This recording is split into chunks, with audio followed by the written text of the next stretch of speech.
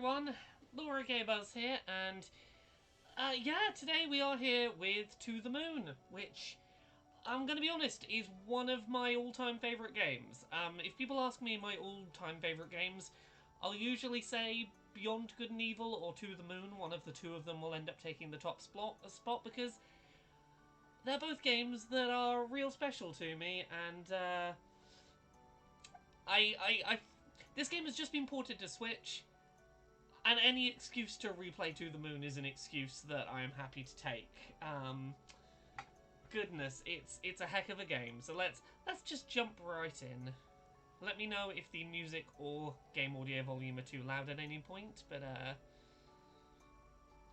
yeah, as you can see from the look of this game was originally made, I believe, in RPG Maker, and the port that is on Switch now has been completely remade from the ground up to be authentic to the original, but like, you can see some of the bits around the edges where it's one of the more impressive RPG Maker projects, but it definitely has that slight RPG Maker feel in terms of how it does tile sets.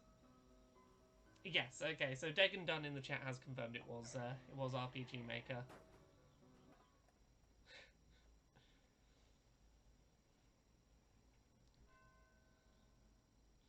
I've never told anyone, but I've always thought they were lighthouses. Yeah, this is one of those games that, like, it's always... This game is, like, nearly a decade old now. It was definitely, like, very start of the decade indie game, and it was always the one that sort of impressed me of what you could pull off with RPG Maker if you put the work in. Where were you looking, Neil? Well, excuse me for heroically evading that squirrel coming out of nowhere. You ran over it anyway. What? You ran over it and hit a tree. Look, don't worry, it's a company car. Are you kidding me? The boss is going to kill us. No, say it was saving a puppy. He likes puppies, right? He's more of a cat person. Oh, why does the world have to be so complicated? Fine, whatever furball he fancies. Crisis averted. Good, go write that on your report later. Let's grab the equipment from the car and move already. Hooray, we have the equipment. This is the plus button, which is our little work diary of what we have. So, yeah, we can go through pages. I believe this is new to the Switch port. It's like, you can do a little bit of reading up. You'll notice that, Eva, one of these two characters, her job title is Senior Memory Traversal Agent, which should give you an idea of, roughly where we're going with this game. We're going to be going through some memories of an old guy that wants to go to the moon and he don't remember why. So, yeah, we play as this pair of scientists, and our job is basically to go into old people's memory. Let me move where my my camera is so that it doesn't cover text. Let's oh no, that's not the correct thing to move. This is the thing to move. Aha, I'm down here now. So into the house points the other way. Okay, fine. Oh, you can actually read the signs now. This is nice. The lines we previously just nonsense gibberish text. Yeah, our job is to go into old people's memories and help them to basically rewrite the past. Aha, yes, don't forget to lock the crashed car. Help them rewrite their memories and to, you know, get over things that they feel remorse and regret for. That's our job. So let's go find this house and get the game going. Oh no, it's a boulder in the way. Who'd put a boulder here? Maybe it's their security system. Cucumbers. We don't have time for this fluff. Let's try pushing it out of the way. Or maybe we can find a tree branch to jack it with. Wait. We could just... Or we could just call it night and blame it on that? Push it by hand. Go. On three. 1, 2, 3. 3?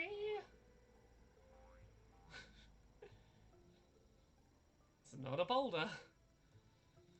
It appears to be some kind of inflatable that looks like a boulder. What is it telling me to look for in here?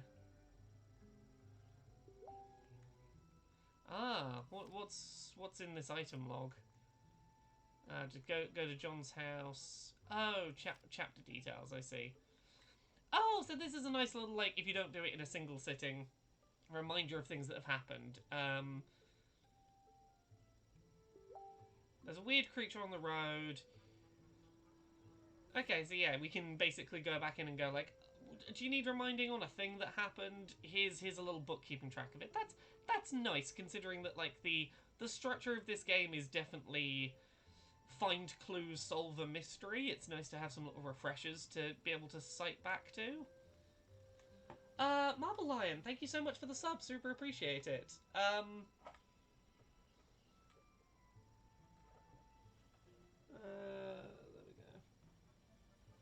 we go. Yeah, Dante Sapien in the chat says, I guess if you woke up on a ship to the moon and didn't remember why, you'd be pretty freaked out. Yeah, that's kind of the point of this game, is that if someone's like, hey, my dream was to go to the moon, and you're like, okay, we're going to rewrite your memories, so now you're going to the moon, you'd probably freak out. Their whole deal is, we've got to go back in your brain and work out why you want to do this, and where you stopped trying to do it, and like, just tweak a variable, make it so it doesn't freak you the fuck out.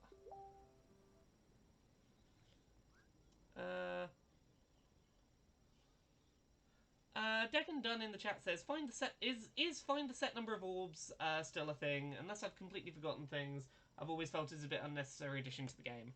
I mean, it kind of is a bit of an unnecessary addition to the game, but like it's not enough to put me off feeling really invested in the world.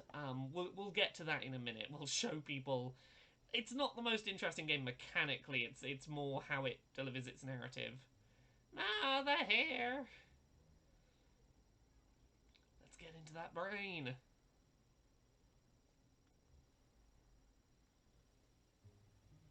Not a bad place to retire at all, huh?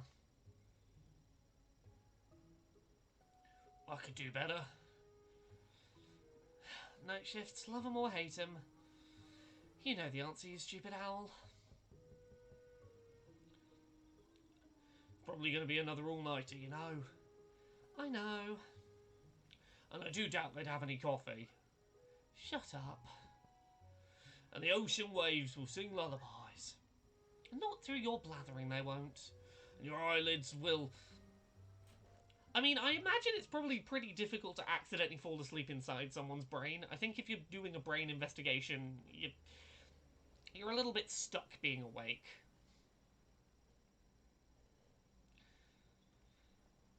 Yeah, considering its age, and this is definitely like one of the early era of this sort of style of indie game, it's held up visually really nicely.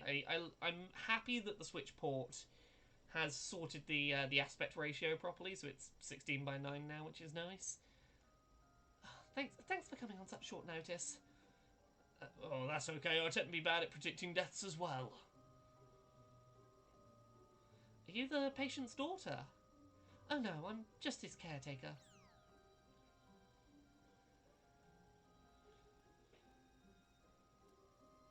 And that's her kids. These are my children, Sarah and Tommy. It's not exactly a 9-to-5 job, so Johnny lets us live here. I suppose this Johnny is our man. Johnny? Listen, if it's a kid we're dealing with, I don't think we're... if it's kids we're dealing with, I don't think you're the ones, we're the ones you want. Oh, no, he just prefers to be called that. He's upstairs right now with his medical doctor. Come with me. So yeah, this is the person we're trying to help. Let's go meet Johnny. I can't remember. Is there an ability to run in this, or in this version? I don't believe so. I think it is just move at the movement distance, movement speed that the game dictates.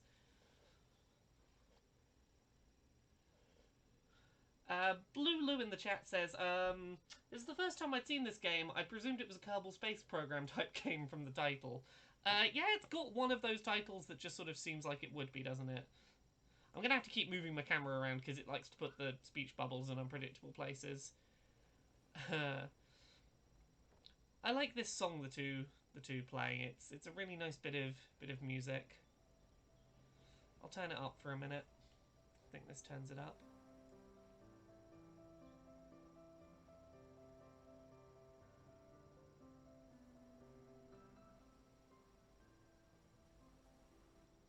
Okay, let's bring that back down for now. Those kids are pretty good for their age. Hey, you're the one who said there was no time to waste. And incidentally, I'm the one who was carrying the weight of a small meteoroid. Yeah, come on. Here he is, Johnny.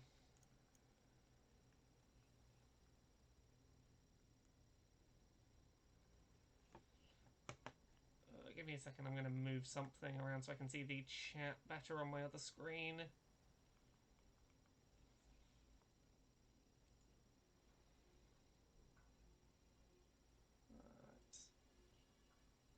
There we go. I should be able to see the chat a bit better now. That'll help. There we go. Perfect. Sorted. Are you sure a common household power outlet is sufficient? No worries, we're the experts.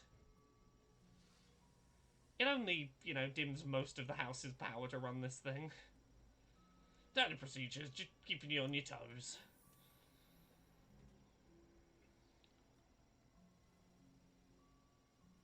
How's he doing? Not so well. If I were to say, he's got just a day or two left. That's plenty of time. So, you two can grant him any wish, huh? To try at least. But we always succeed because we're awesome. So, what's the wish? The moon. The moon? The moon. He wants to go to the moon. The geezers just keep on getting crazier, huh? So, can you do it? It depends. She meant to say yes. Why don't you tell us about our client here? That I don't really know much. Johnny's an odd man. Through the 2 years I've worked here, he rarely spoke. He worked as a craftsman for most of his life, and his wife passed away 2 years ago. I don't really know many details. I would have known more if I were his paperboy, for Pete's sake. Shush, just do your thing. Well, I suppose if you look around the house you may find some more info. I suppose Johnny wouldn't mind since he signed for you too? So be it then. Alright, which of us plays detective? I want to play as Dr. Rosalind. I like that you get to, at lots of points, choose who you control. Not that it makes a huge amount of difference, but you get slightly different flavoured text, and it's just nice to have options. So a lot of the structure of this game is literally just wander around and trying to find information, trying to find clues, trying to see what you can pick up on. I think we can turn the light on. Yeah. Is there anything useful in here? I don't think so. But, I would be remiss if I didn't check everywhere for clues. Table? Nothing? No. Onward. Out we go. It's been a while since I've played through this. The question is, can I remember where, once we get into the memories, I'll be fine, because I know what the things are that make us leap. But it's these first couple of, real-world bits where I've got to go downstairs. I know a bunch of the clues are downstairs. I have to interact with the kids for them. A painting of a lighthouse by the cliffside. A painting of a woman holding something yellow and blue.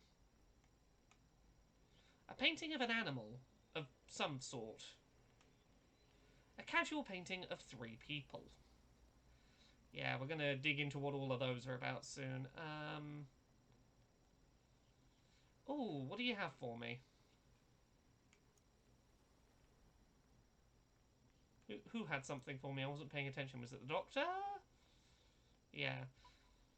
Patient monitor. Oh, yes. This miraculously works still while we are inside Johnny's memories, but basically the monitor is we can check up no matter where or when we are. We can check on, hey, in the real world, how's Johnny doing? Is he about to kick the bucket? Do we have time to, faff around looking for these clues, or do we just need to get on with it? Like, I don't think it really makes any mechanical difference, but it's just a nice tethering to the fact that, like, yeah, you do have a bit of a time limit to do this. There is someone who is on their deathbed. I keep jumping ahead. Some of these things I know are clues later, and I'm like, I'm jumping to them now, because it's the same environment. Yeah, let's go chat to the kids. Four River is a song on the piano. I believe that is the actual sheet music for it, I think. Hey, your ma told me told you to show me around the house. Okay, maybe we will. Maybe? I think we just need a little convincing, that's all. What do you think, Tommy? Yeah. Well, what would you like? We want $1 trillion. Or the candy cane Mum hides from us. Yeah, all that. Huh? There's a giant candy cane on top of a high shelf that we can't reach. It's in the kitchen. Ma put it there to save for when we do chores. Get it for us and we'll give you a tour through the house. What do you say? Cut the crap and help.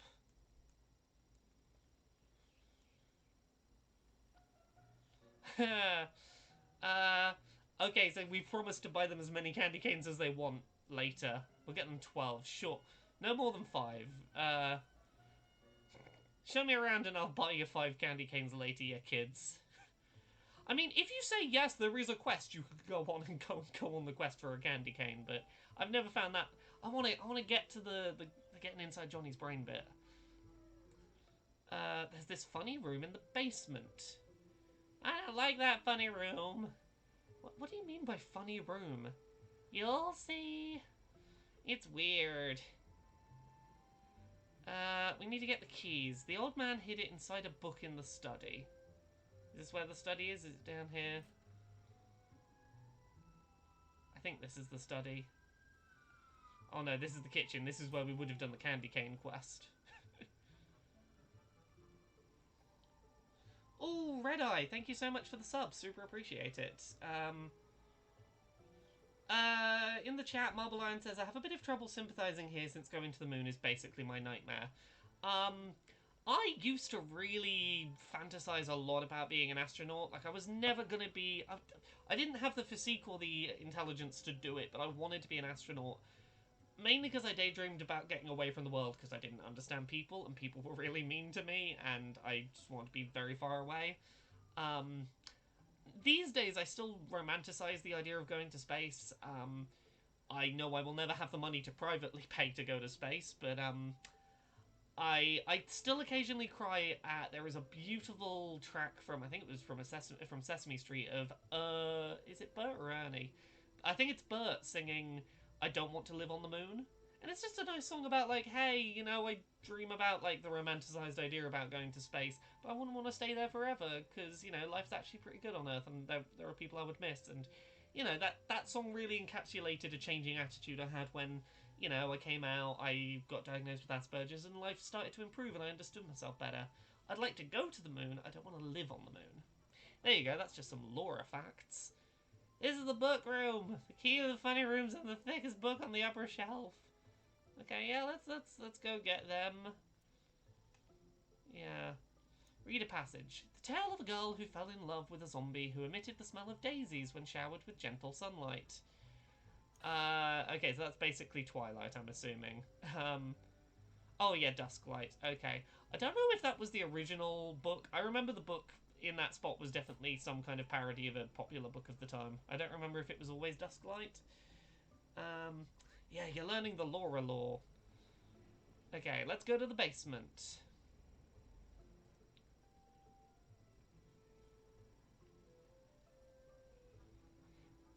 to the basement. We play hide and seek here. Turn on the light before you trip over something. Yeah, there we go. I used to find all kinds of junk here. Mouldy books, mouldy buckets, mouldy cheese. Oh, I want to... There we go. The chest is locked. I need a key, presumably.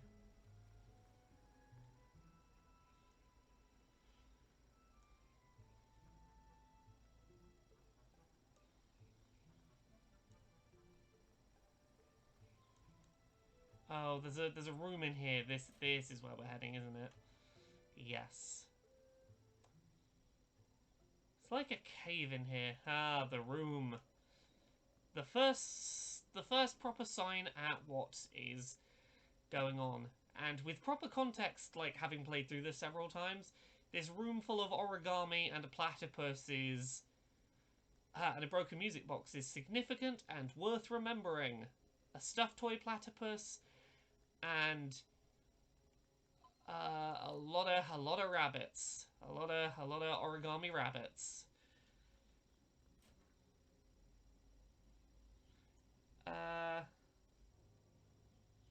Did you see it? What do you two know about all those rabbits? Nothing. The old man didn't want anyone to go inside, so we never told him. There's more of them, actually. Where? Inside the abandoned lighthouse. It's just beneath the cliff. Wanna go see? I got the keys. Remind me to never take you to Neil's house. Do you want to go to the lighthouse? Yeah. Let's go to the lighthouse. Yeah, so the big mystery that we know going in is... this old man wants to go to the moon. He does not remember why. There's a lot of origami rabbits in this house and this lighthouse right nearby. And I mean, rabbits are great. I love a good origami rabbit as much as the next person, but also, you know, if someone makes a whole room of origami rabbits, you stop and pay attention. It's probably significant. There it is. Oh, that lighthouse. You need to head south to the street and take the other path, and I forgot my parachute. Okay, we gotta go a long way round to get to this. There's less backtracking once we actually get into Johnny's brain.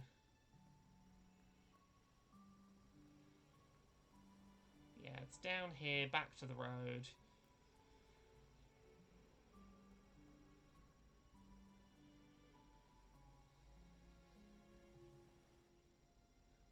Martheline says, Laura does love oversized forms of mass transit, cite her also loving trains.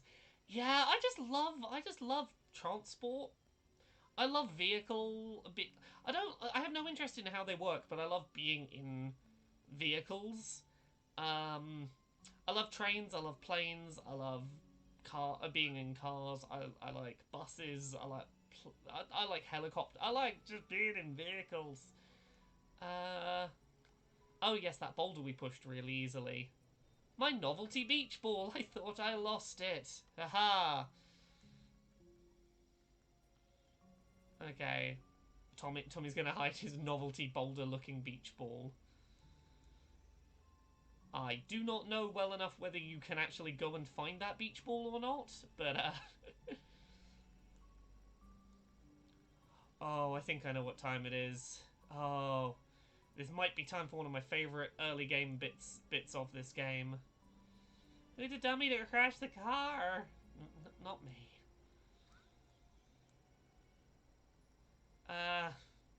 Yeah, so they're not scared of the dark because they pretend to be a knight and a magician when they go out at night. We destroy all evil. I like these kids. Apparently Dr. Rosalind is not cool enough to roleplay. Yeah, Dr. Rosalind, you can be a LARPer. I believe in you. Let's see you LARP.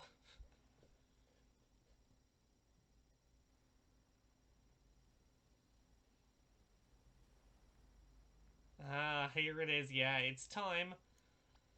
It's time for Dr. Rosalind's LARPing time. Ah, squirrel. Oh no, it's a terrible squirrel gone.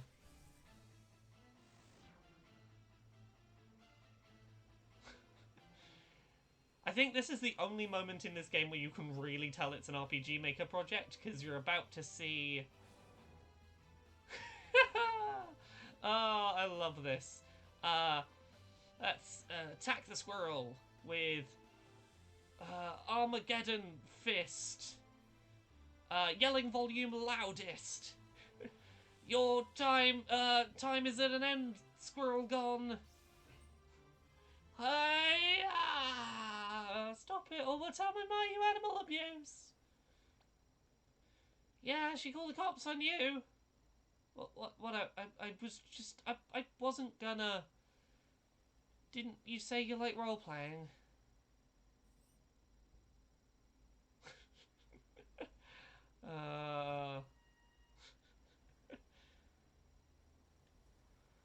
According to chat, according to Caboose, apparently buses vibrate at nearly the resonant frequency of the human skull, which is why it feels so weird when you put your head on the window. That's fascinating. I am all here for transport facts. Transport facts, give me them transport facts. So yes, please children, do not tell your mother that I threatened to beat up a squirrel. I was only trying to play and do the game and show I could be a cool science mum.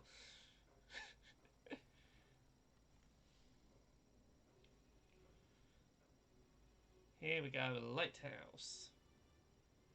Resonant frequencies are fascinating. That things have like certain frequencies they'll vibrate at. It's the science answer behind how an opera singer can shatter a wine glass theoretically. Resonant frequencies are weird. In memory of River E. Wiles.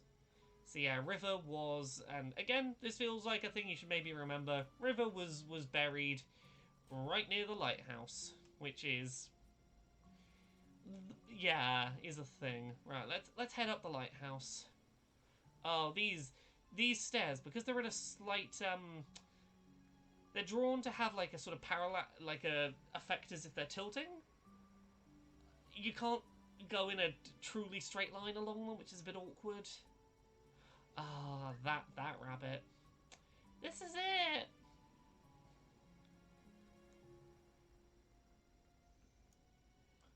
Hey, this wasn't here when we came last week. Oh yeah, Johnny must have come here before he fell ill. This is the only one with two colours, huh? You know, these things actually look pretty hard to fold. Kind of an odd hobby, though. Yeah, this one rabbit, rather than being a single colour, is blue around the outside and yellow in the middle. It's got like a yellow stomach.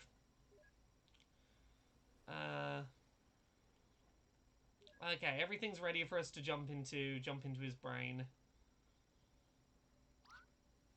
Yeah, so you can see it there. It's a blue rabbit with a yellow stomach.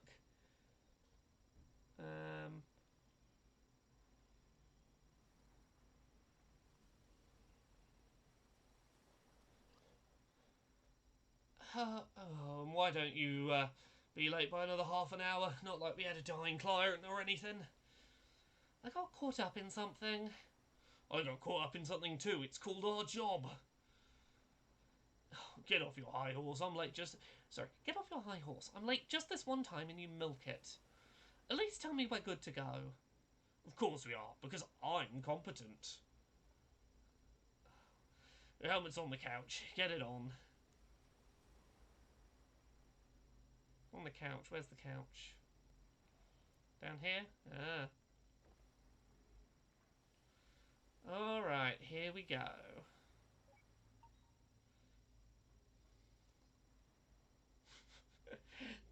Thank you to the people calling me cute in chat. I feel very... This is a precious honour I will cherish to my dying days. Act 2. Just for once, to have the same name everyone else has.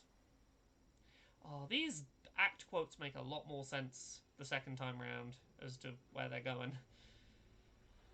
So yeah, this section at the top, I'm going to move myself down for a minute, is basically a sort of tracker of where we are in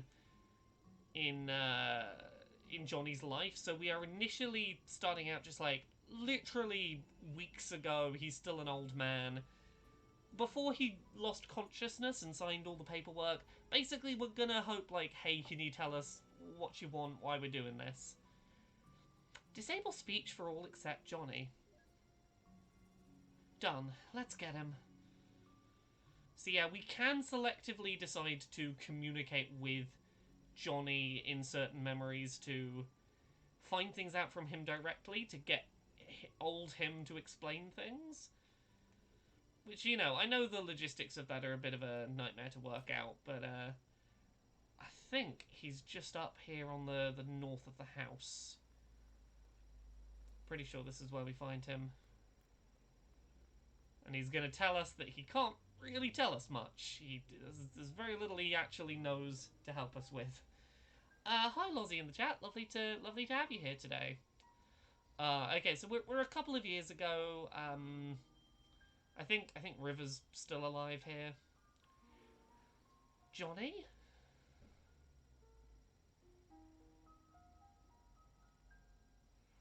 What a pleasant surprise. We don't get many visitors around here. My name is Dr. Eva Rosalind, and this is... Dr. Lorenzo von Matterhorn. Dr. Neil Watts. Are you familiar with the Sigmund Agency of Life Generation? Oh, you two from the agency? Well, how convenient. I've just been thinking of calling you. Lily, get us some tea, please. Sorry, yes, I stand corrected. This isn't when River's still alive. This is his caretaker looking after him sometime within the last 2 years since River died. Lily? Actually, you've already called us. That's a bit of a mindfuck. Yeah, I can understand why he's a bit freaked out. Look, we're here to fulfill our contract from the relative future. Careful there, if you slip off a cliff, we're gonna have to reload this memory. Watch it, Neil. Show some respect. Yeah, it's just a program, you know. I know, but this is his last accessible memory, and we need its cooperation. Worst comes to worst, we can just reboot it. Why would you waste time like that? Oh, you are here to take me to the moon, aren't you? Yes, John. I suppose I had a good run. Not good enough, it seems. So, can you do it?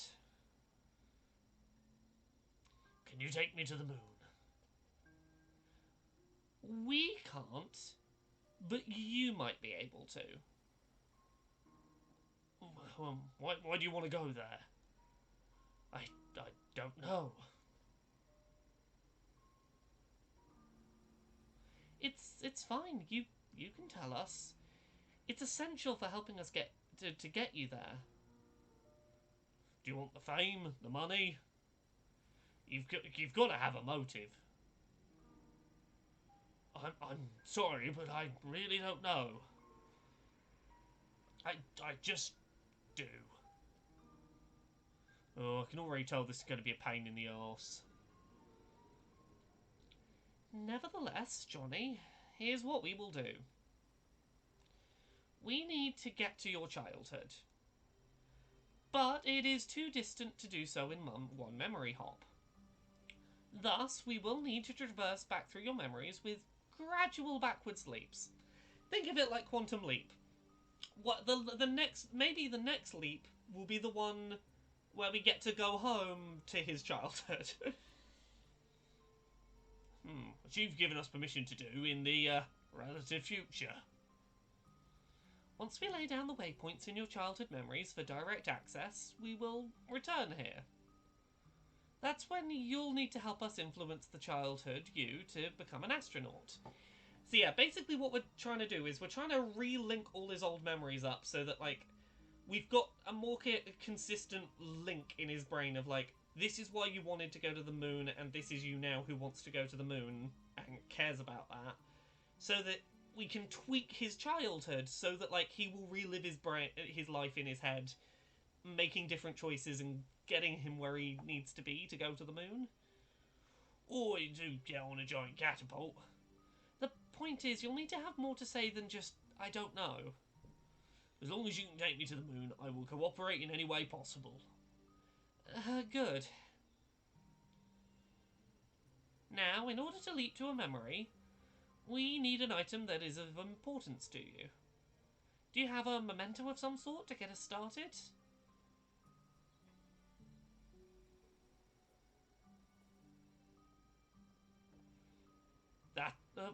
That'll do. So yeah, it's items of significance that leap us back, and basically each of these we find should bring us back to a memory that is something to do with why this is significant. Let's prepare the memento. This is where we do puzzle matching games.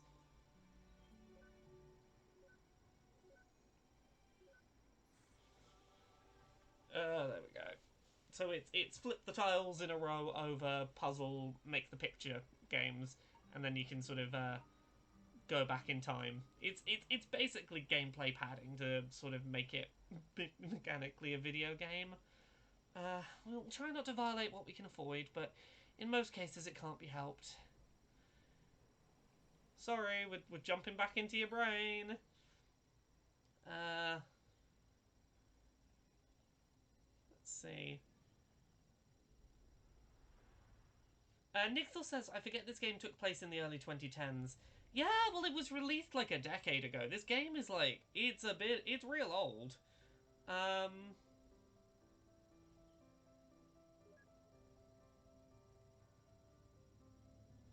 Yeah, it's a nice looking re-release. Like, they've definitely spruced this up slightly while keeping it authentic looking. Turn off visibility and interactivity. It'd be messy to be seen. Yeah, happy. So yeah, we need to find some things around here that'll sort of clue us into what the next item to get home is about. Yeah, we forgot to ask him about all the rabbits. This is creeping me out. We probably should have checked his record for psychopathy first. What's the... Did he hear me? That's impossible.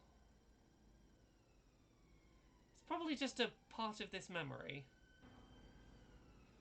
He stopped playing the music and he got frustrated. And I stand by my point. Anyway, quit blabbering and find a memento to hop from. Yeah, so we need to find 5 things of significance in the scene. The clock is moving but soundless. And usually these will be clues that will be significant to understanding the story later on.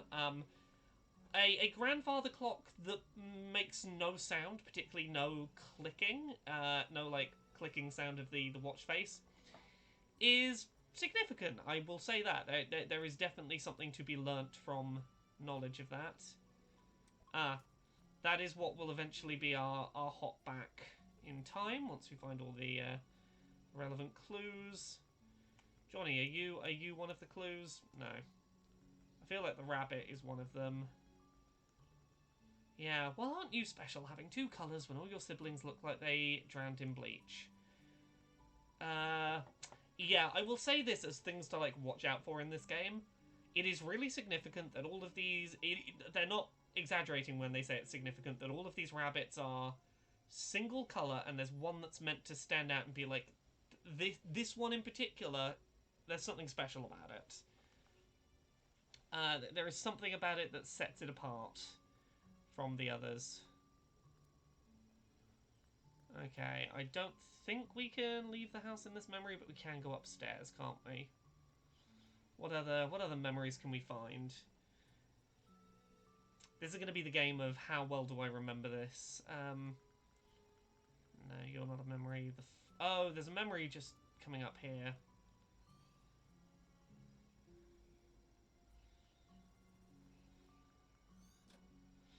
A glass bottle of pickled olives.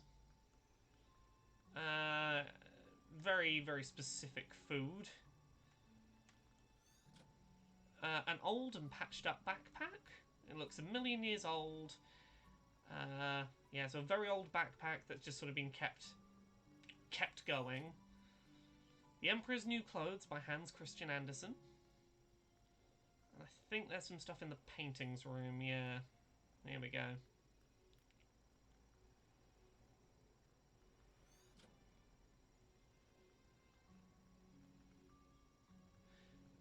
If we don't have to explain our presence to him at every memory, I'd go crazy. Yeah.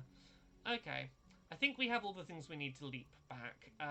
By far the most significant, I would say, here is that clock that makes no sound. Rack the Lion, yes, this is the Switch version. Let's have a look, what else?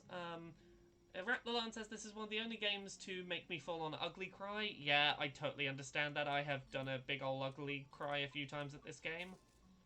Hadouken! Yeah, Dr. Watts likes to make anime video game references as he breaks the protection off of these mementos. Yeah. Okay, let's hop back another memory.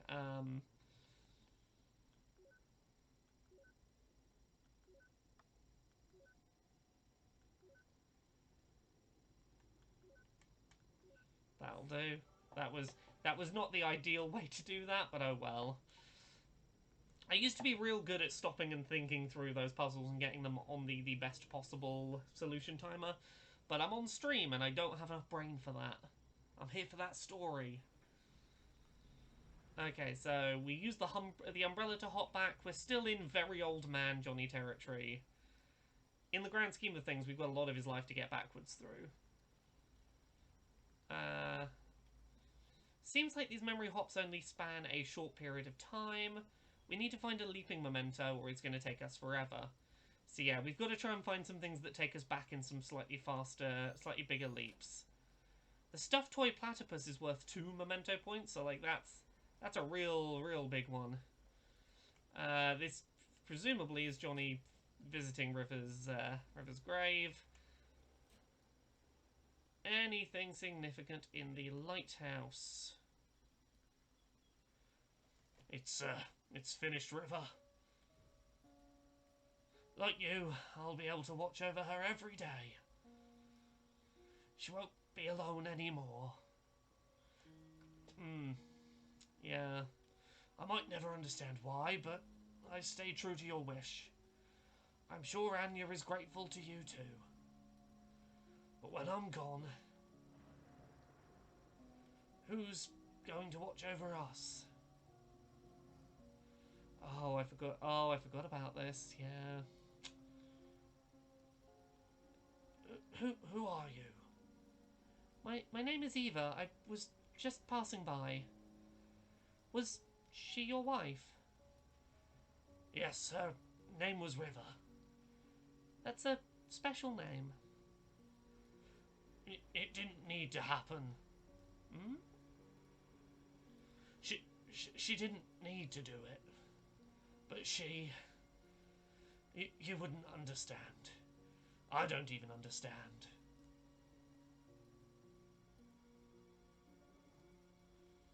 Yeah. Yeah. We're gonna get into this in a bit, but the whole... everything around how River passed away is quite a thing to dig into. And I can understand why Johnny has some baggage about feeling like she didn't need to pass away when she did. Yeah. Right, let's look around this lighthouse. I think this lighthouse is yeah. So we've got a note about Anya. Let's look that up in the notes thing because I'm kind of curious what's written on the note. Clocks in Johnny's house never tick. The moon in Johnny's memory is full. Someone John and River cared for, Anya. So we've got that as a potential talking point to mull over. I like this. I like that this is cataloguing the things that like Honestly, I think it's cataloguing the things that are most important to understanding this narrative. It's doing a real good job of, while there's lots of things you'll find while hopping through the mind, the stuff it's cataloguing in the notes page is really the stuff that's like, this is the clues to the actual narrative at place. About time you got here, I almost thought you fell off the cliff. What were you doing? Enjoying the scenery, what else? Any luck here? Big luck. Huge. Dinosauric. This place looks pretty empty. It's a lighthouse, what do you expect? Anyway, I'll catch you on the other side. Have fun re-raking the barrier for yourself.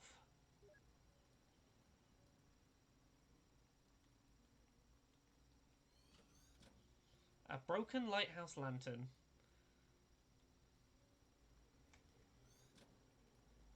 And Johnny just sat up trying to understand the lighthouse and its purpose. I kind of want to get a tattoo of a lighthouse because of this game. Like, thinking about this game again recently when I was doing Game of the Decade stuff really reminded me why I love this game so much.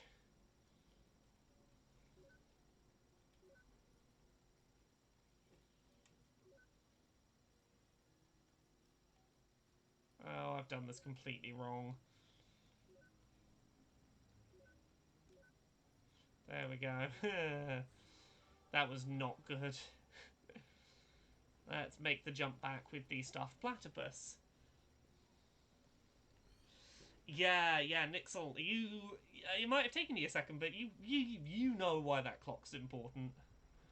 Oh, there she is. There's River. So yeah, this is. Oh, we get to meet River now. I love River. Just enough.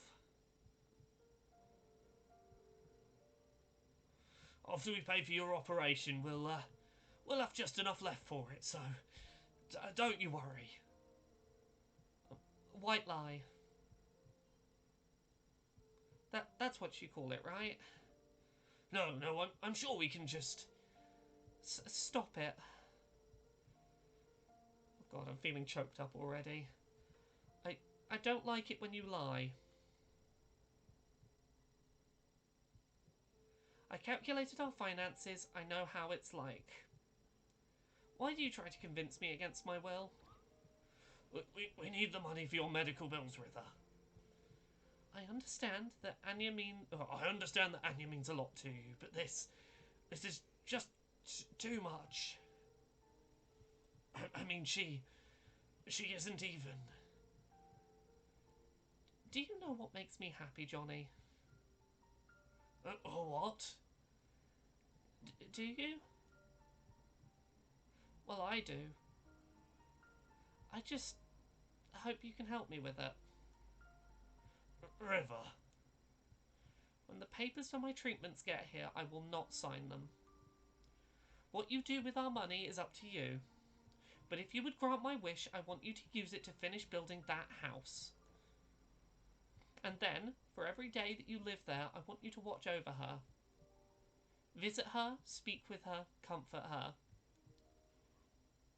I don't want her to be alone anymore. And what about you? Happy. I'll be happy. Johnny? Yes? I made this. Tell me what it is. What? Just tell me what it is. It's a rabbit, like all the others you make. What else? It's made of paper. What else? Its body is yellow and the rest is blue. Good.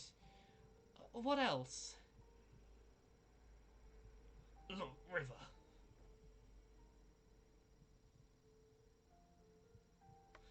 I wrote a song. It's for you. Okay. Well, would you like to hear it? Yes.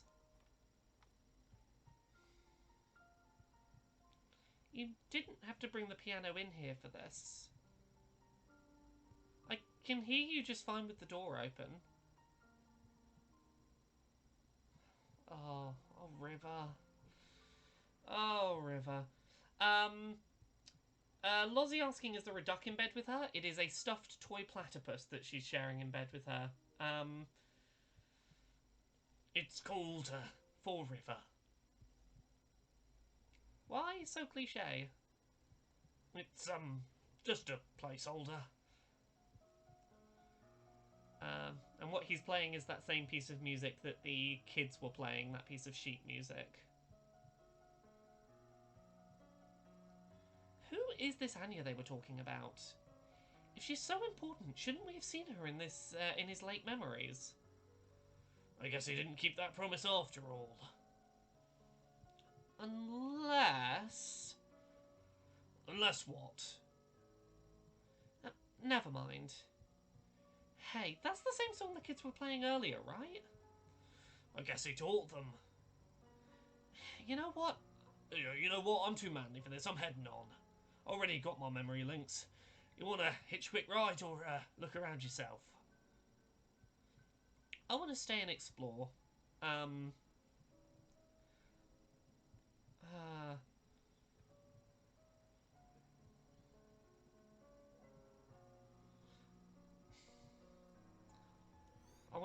I want to double check that none of these memories are particularly relevant. So the Emperor's New Clothes is the same book that we've seen in other memories. It seems to be the one book that is around in the bedroom. We got a note about the paper rabbit. Let's see what that note is. Just have a look. A paper rabbit that River gave Johnny.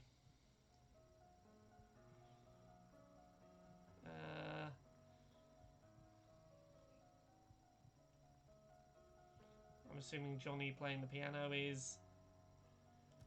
Okay, yeah, that's a note about Fall River. A song Johnny wrote for his late wife. Oh, I do like this little, like, book we're putting together. That's nice. Can I go further out here and find those other bits of memory? I just want to check that there are none here that, are of particular interest that would be worth, that give us any insight. I don't want to skip over any... Yeah. Oh, yeah, I wouldn't have wanted to skip past this. I'm telling you, there's just no way. What if we take it apart? Look at us, John. We aren't exactly at the right old age of piano moving. You know what? If this means that much to you, I'll pay for the professionals to do this. I can't help saving that house for you, so this is the least I can do.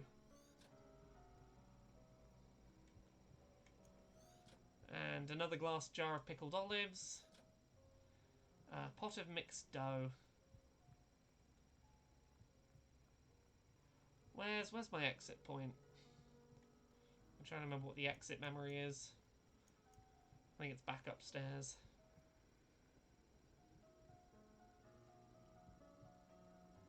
Now that we have the required stuff to do it.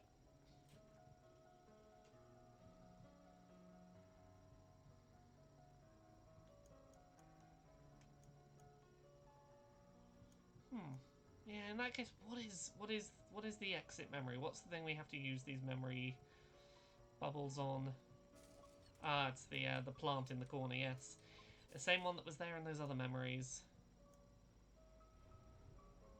Let's think about this slightly more.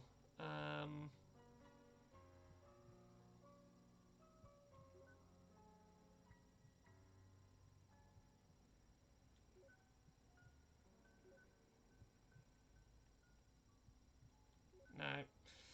Once again, I'm fumbling through this, aren't I?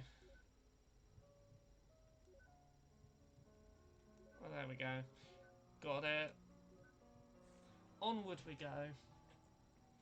Yes, so there's only ever the one blue rabbit with the yellow stomach, and it's the same one we've seen in his later memories that we've already seen. This is when she gave it to him. So it wasn't this rabbit is not significant. Well, this particular paper rabbit has not existed for the longest time, but it is an important part of what's going on. Um, it was something that River put together, when she knew she was gonna pass away. I'll put it that way. So yeah, we're still making very little leaps back. We make much larger leaps as we go. Finally.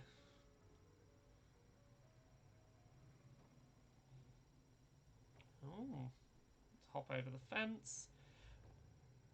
So yeah, this is further back when the house is still being constructed. Hey, look what we have here.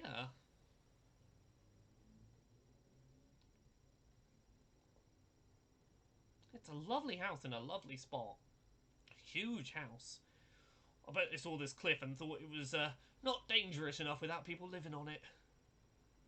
I mean, it's a gorgeous location. If I could live on a house like this, in a location like this, I probably would. It's gorgeous.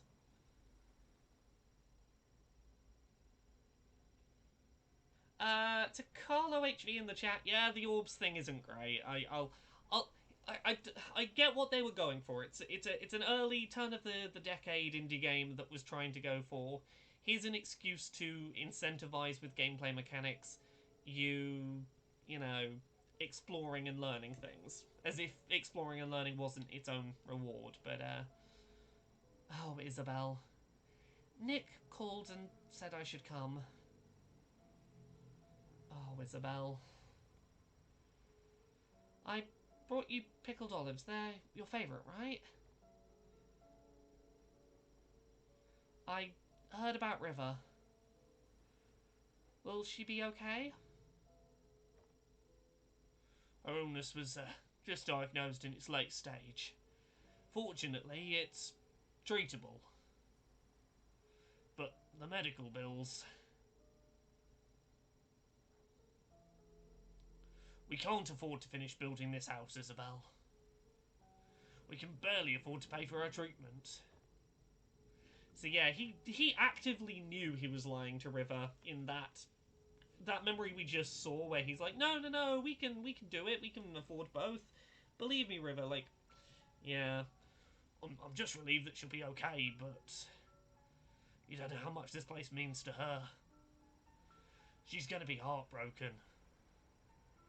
I'd help, but Ted and I have been barely getting by since the market crashed. What are you gonna do now? I'm gonna tell her that we can make it. I'm going to tell her that we can afford everything. I don't want her to do anything crazy. You shouldn't lie to her. You don't understand, Isabelle. If she found out, I'm not sure which she'd choose. So what? If she chooses not to save herself for the sake of this place, then so be it. It's what she really wants. I really dislike when you neurotypicals think you know what's best for others. I hate when you call me that, Izzy. Do you think this is all about her? What about me, Isabelle? After all these years, am I not allowed to be selfish even once? I don't want to be alone, Isabelle. I'm not gonna let her die. That's arrogant. I don't care. Where are you going? I'm gonna pick something up from this cliff to bring back to her. It'll at least give her some comfort. That doesn't make what you're doing any less wrong.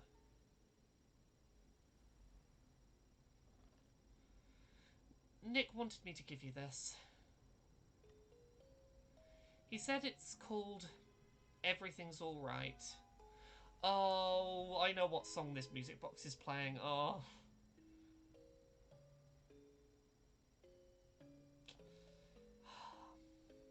Yeah, this is a musical, just a little music box equivalent of a song later that's going to make me cry my eyes out when it gets made all orchestral and it has lyrics and oh, I'm choking up already. I'm gonna look in a second at what the chat's making of this because things are getting dramatic. It isn't. Yeah, everything's all right. It isn't. Yeah.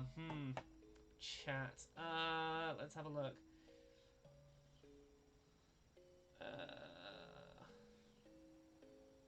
Yeah, this game was made in 2011, just 3 years after a major crash. Yeah. So let's talk about that little scene and what we've learned there, because there was quite a lot dropped there. The word neurotypical was thrown around by Isabel to refer to herself and River versus is Johnny. So the clear suggestion there is River and Isabel are not neurotypical. No specifying at this stage what their neurodivergence is, but Johnny is a neurotypical person in a relationship with someone with a condition, something in the category of, let me give some examples, like OCD, ADHD, autism, things in that bracket of, like, things that are considered neurodivergence. And yeah, he knowingly and deliberately lied to his wife about being able to complete the house because he will get into why in a little bit, but I think it's understandable. He doesn't want to risk his wife dying of a treatable condition, not the neurodivergence, something else that's killing her. He doesn't want his. It's understandable to go, I don't want my wife to die of a thing we can treat. But that doesn't necessarily excuse him lying to her and not giving her the agency to choose, do you want treatment or do you want to finish this house? Because this house, and we don't know why yet, but this house is incredibly important to her. And, it's him making a decision on her behalf because he's afraid of what answer she'll give. Okay, the jar of pickles is going to be the thing when we get there. I think this hammer is... No. I think we have to go after Johnny. Is Johnny one of the memory prompts? Yeah. I was about to start singing it. I would kill for a little music box of this song. I don't know if that's a thing that exists. Can I get a little wind-up music box or music locket of Everything's Alright?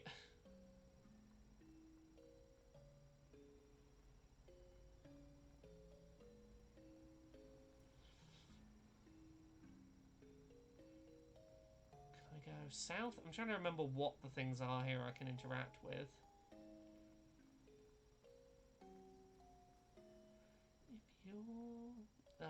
I keep going to break into it, and I'm like, no, do not sing spoilers for later. That should give you some insight into how ingrained this song is in my head. That I'm like, music box version, must sing along. Where are you, final prompts? You're around here somewhere.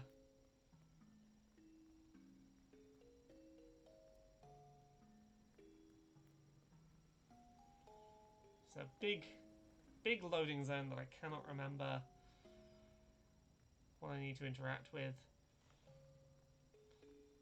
Did I already have two of them? Let me go. Maybe I... Oh, no, I'm still missing one.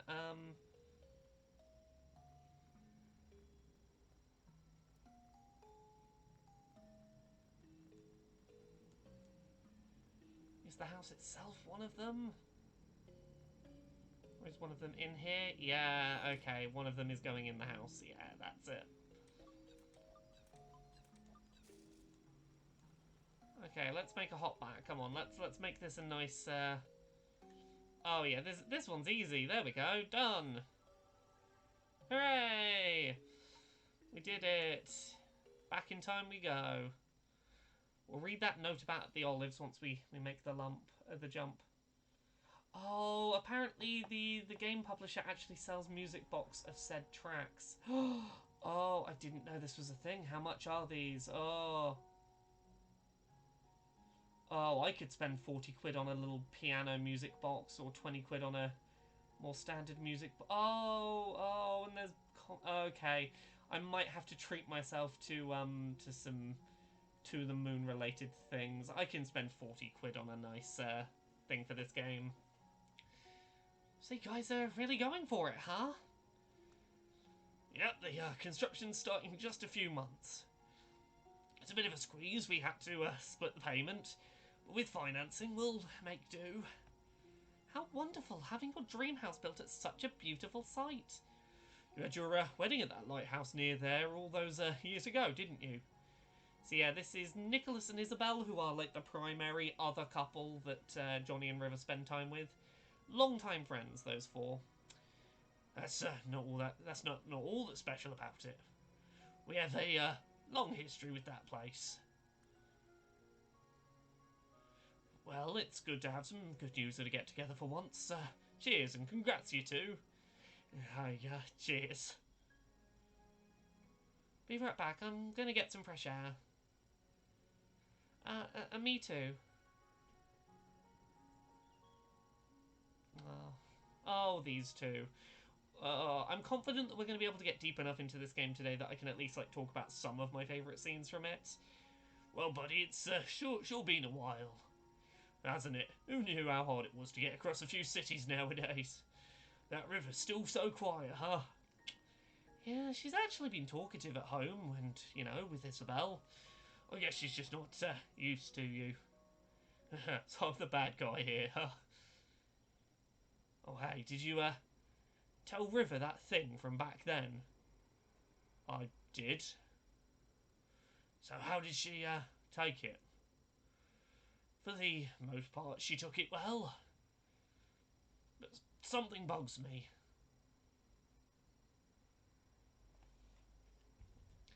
Ever since the incident, she's been making these strange rabbits out of paper. Origami rabbits? Yeah, lots of them. I used to fold origami animals for my daughter all the time. What's wrong with that? I don't think it's the same thing. She's been doing nothing but making the same rabbits day in and day out. Our house is literally filled with them now. Didn't Isabel say that something like that is a common trait with River's condition? To be clear here, he's not talking about the condition that's killing her. He's talking about the other thing. Yeah, but something doesn't feel right this time. When I ask her about it, she never answers. Instead, she gets this distant look in her eyes. It's almost as if she wants something from me. And the strange thing is, I feel like there's something I owe her too. Have you asked Isabel? Yeah, she said she'd talk to her about it, but got nothing. Well, I'm certainly not one to inquire, but I'll tell you this. I've known you since middle school, and you're notorious for overthinking. You're probably just imagining things. There's no need to get too worked up. Usually when someone says that, something's always wrong. But I'll give you the benefit of the doubt. You're probably right. Probably. I'm always right, John.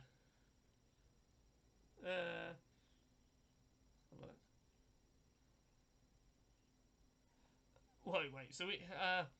Wait, so even he himself never knew what was up with those rabbits? Forget about the stupid rabbits. We've got bigger problems. It's a confined memory, and there's no mementos anywhere. Don't worry, we can probably draw one out from him.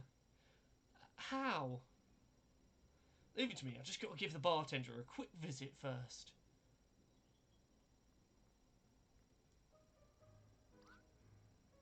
Hey there, can I get you anything?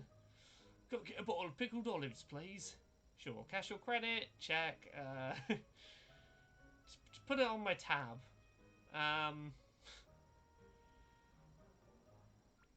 Reset him. He accidentally admitted to no cash. Can I get a bottle of pickled olives, please? Just put it on my tab. I don't feel like spending big today. So yeah, this is the thing. In these memories, they're basically replaying old stuff so they can undo fuck ups.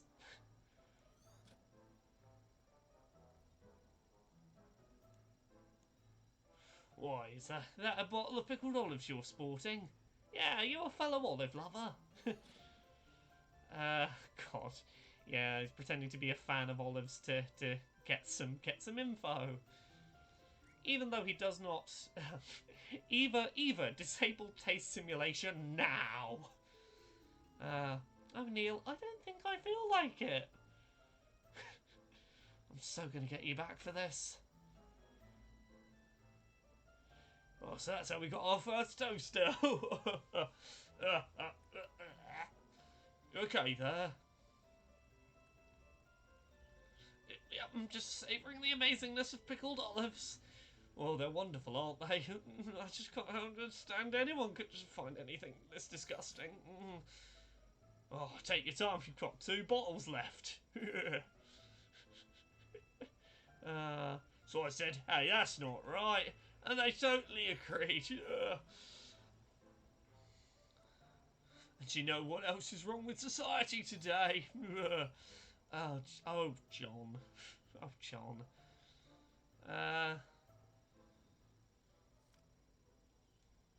And there we go. Freeze! Pause the memory. There we go. We got what we needed. So what is this leap back memory? I can't remember what this is that he's just stuck on the table for us to hop back through. Hulk smash.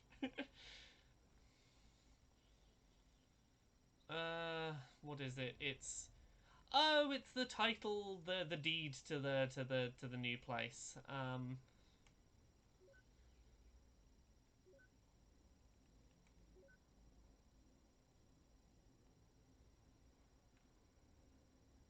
Oh, I thought there was a diagonal I could do here. I need to 1, 2.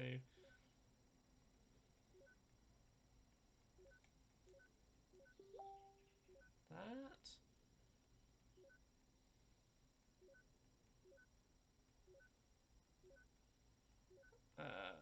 No, I completely screwed this up. I did this very badly. There we go.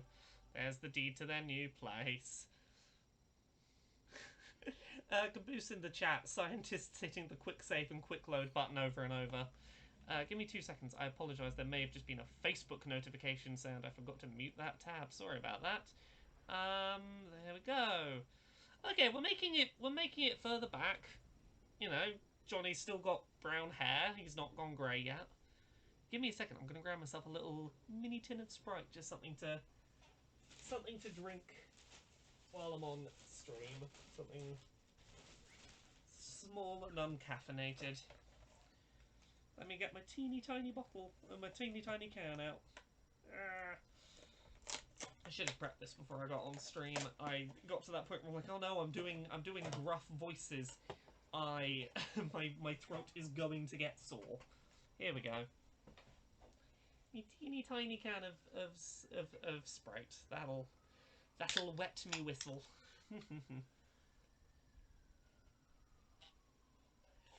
There we go. Oh, crikey nutcrackers. You aren't Australian.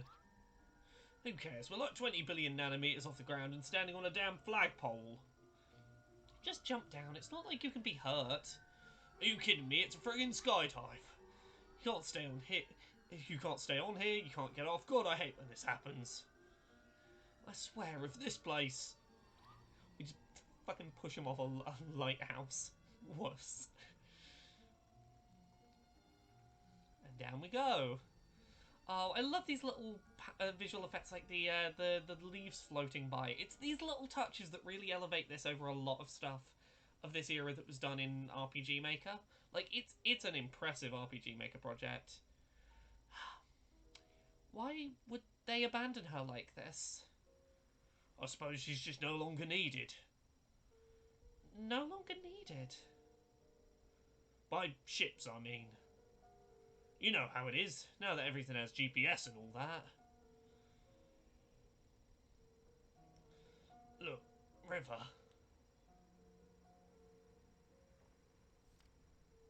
This place means a lot to me too, and I've been thinking.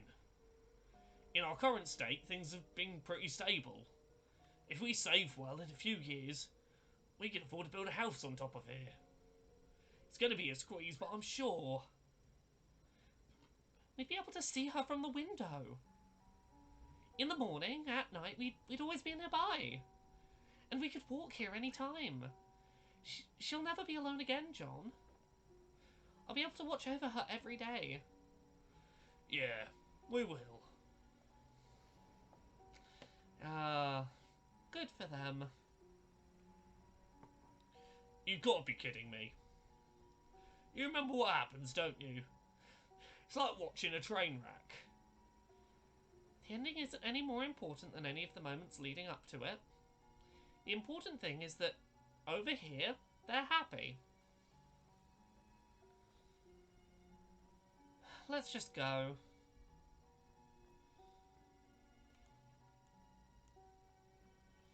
Okay, so the memories we want are, what, down here somewhere? Yeah. So if you've not picked up on it yet, I think the clues here are clear enough that I don't feel bad talking about this. Oh, yeah, he's just about to say it. They were referring to the lighthouse, Anya, weren't they? I suppose so.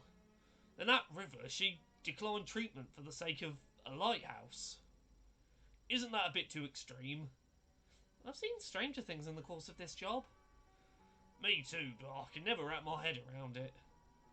It's none of my business anyway. She's not our client. Yeah, so I find this interesting that, like, the person they're paid to be here for is John, and for his wishes. But so much more of the mystery is around what's going on with River. Let's see what they've updated in the note. A deserted lighthouse on the cliff, Anya. So yeah, what we do know now is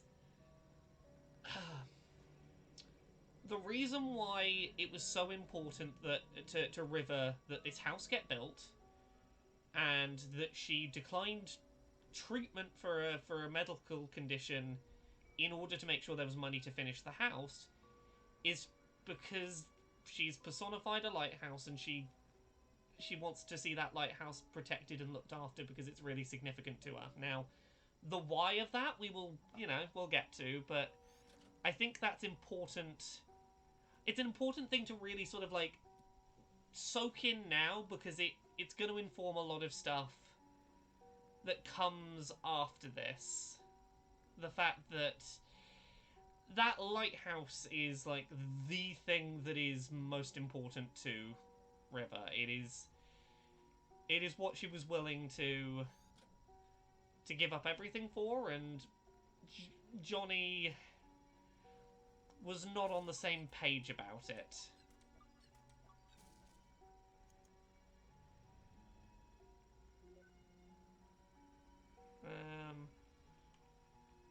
Oh, I think I can do this. Oh, I can do this one in 5. There we go, I saw it.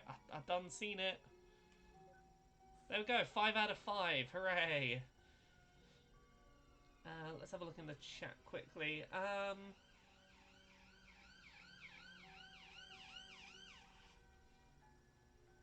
Yeah. The thing with lighthouses, I've always been fascinated by lighthouses. When they were still like a thing that was really common, I kind of, as an antisocial child, wanted to live in a lighthouse and be a lighthouse keeper. I had a lot of antisocial career aspiration dreams that would take me away from the world. But, yeah. Apparently a lot of them are still operational, but, yeah, typically people only live in them if they are in remote locations that you can't really travel to and from easily.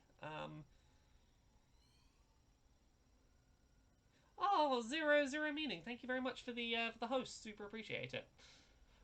Right, so we're getting somewhere. We're making some decent backwards progress. Marble Lion says, I think all your career aspirations are basically how close can I get to operating a mech and not socializing with others.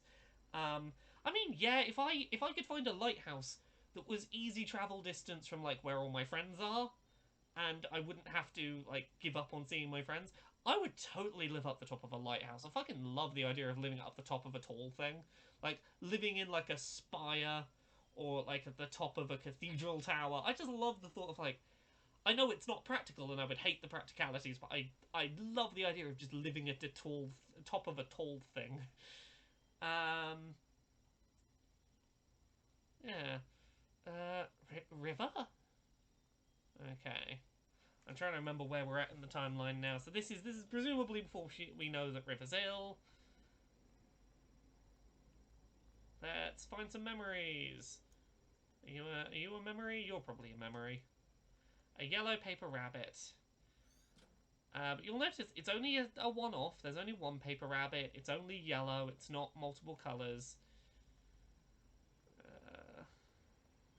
I think that's going to be it in this room, I'm guessing. My gut says so.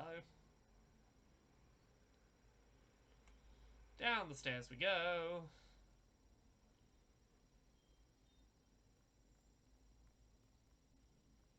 What's in the box?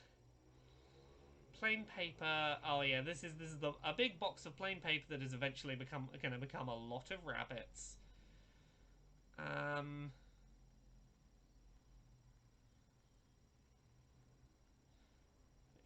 moving pianos is a pain in the ass for everyone, even Time Lords.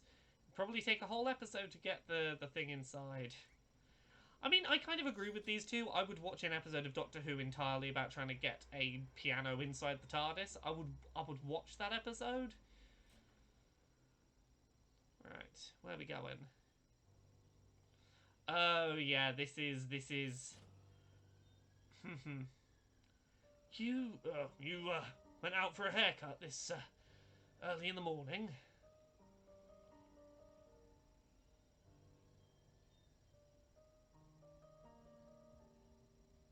What are you making there? Rabbits. Did you see the rabbit I left for you? Yeah. Tell me about that rabbit. Hmm. Describe the rabbit. It was yellow. What else? A bit puffy. What else? Well, it's just a paper rabbit. I don't know how else to describe it. You're acting strange, River. Is something wrong? River?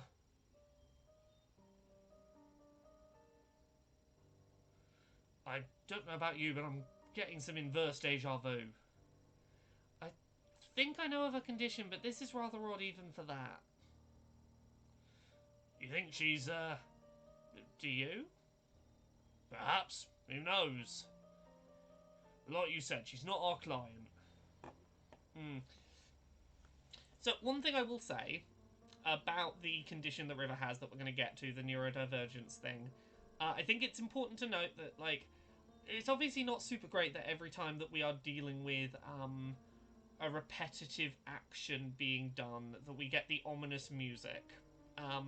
I think that the game, like, as we stick with it, it does go to explain what's going on, and it offers a balanced counterpoint, and it stops playing this as quite such an ominous mystery, but I can understand why it's a little bit of a turn-off for some people when it's like, person doing unusual thing who has been tagged as neurodiverse with ominous music. How do I put this? I think it's less that we as the audience by the end of the game are supposed to take this behavior away as ominous and bad. I think it's that it's setting the tone for how Johnny felt at that moment, because Johnny, for various reasons, does not understand what's happening here, and I can understand why for Johnny this would be confusing and difficult, and we will get into discussing the specifics and intricacies of this in a few leaps back in time. I will say that. So let's look for some mementos to hop back. It's going to be the platypus to hop back, isn't it? Yeah.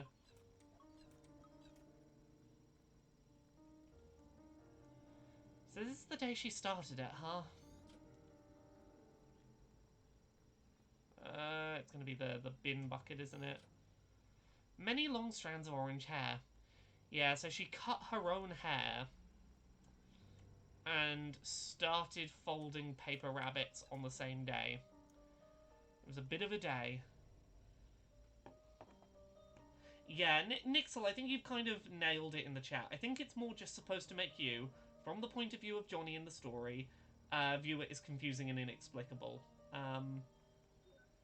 It's very much trying to put you in the position of how because that's the thing, we're experiencing these things not from River's perspective or from our perspective, where we're experiencing them how Johnny remembers them, and that will sometimes mean that his responses aren't always great, and things will be seen as, you know, the tone of a memory that we are in might be coloured by the person who remembered it and how they remembered it.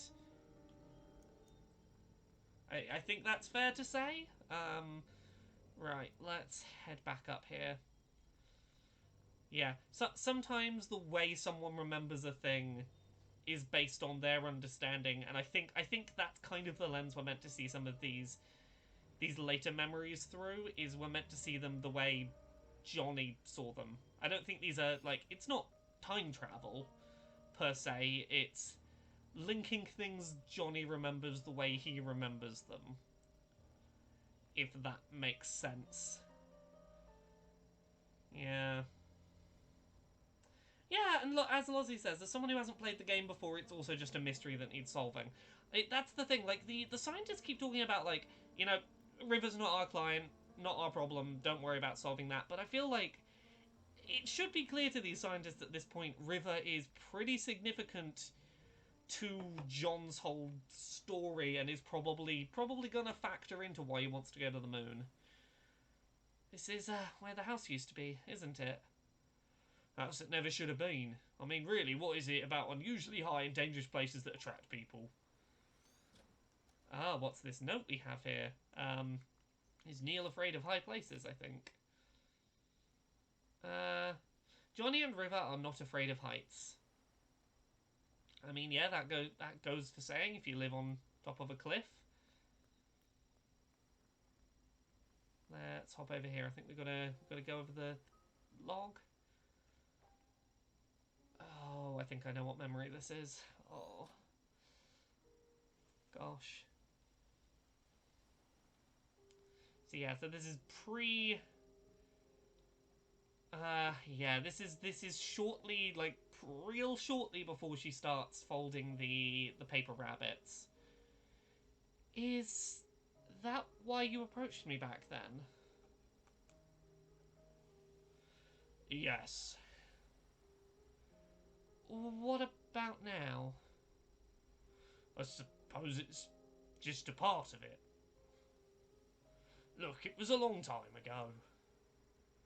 It's not too relevant now, but as he said, I should tell you the truth. I shouldn't have tainted our first meeting like that.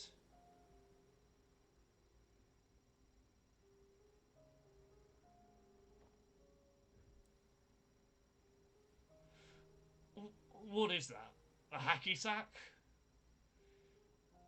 Can you throw this as far as where Anya's at?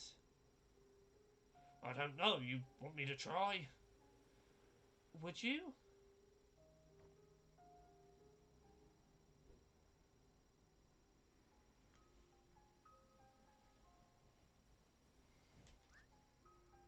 River! Are you insane? Get away from there!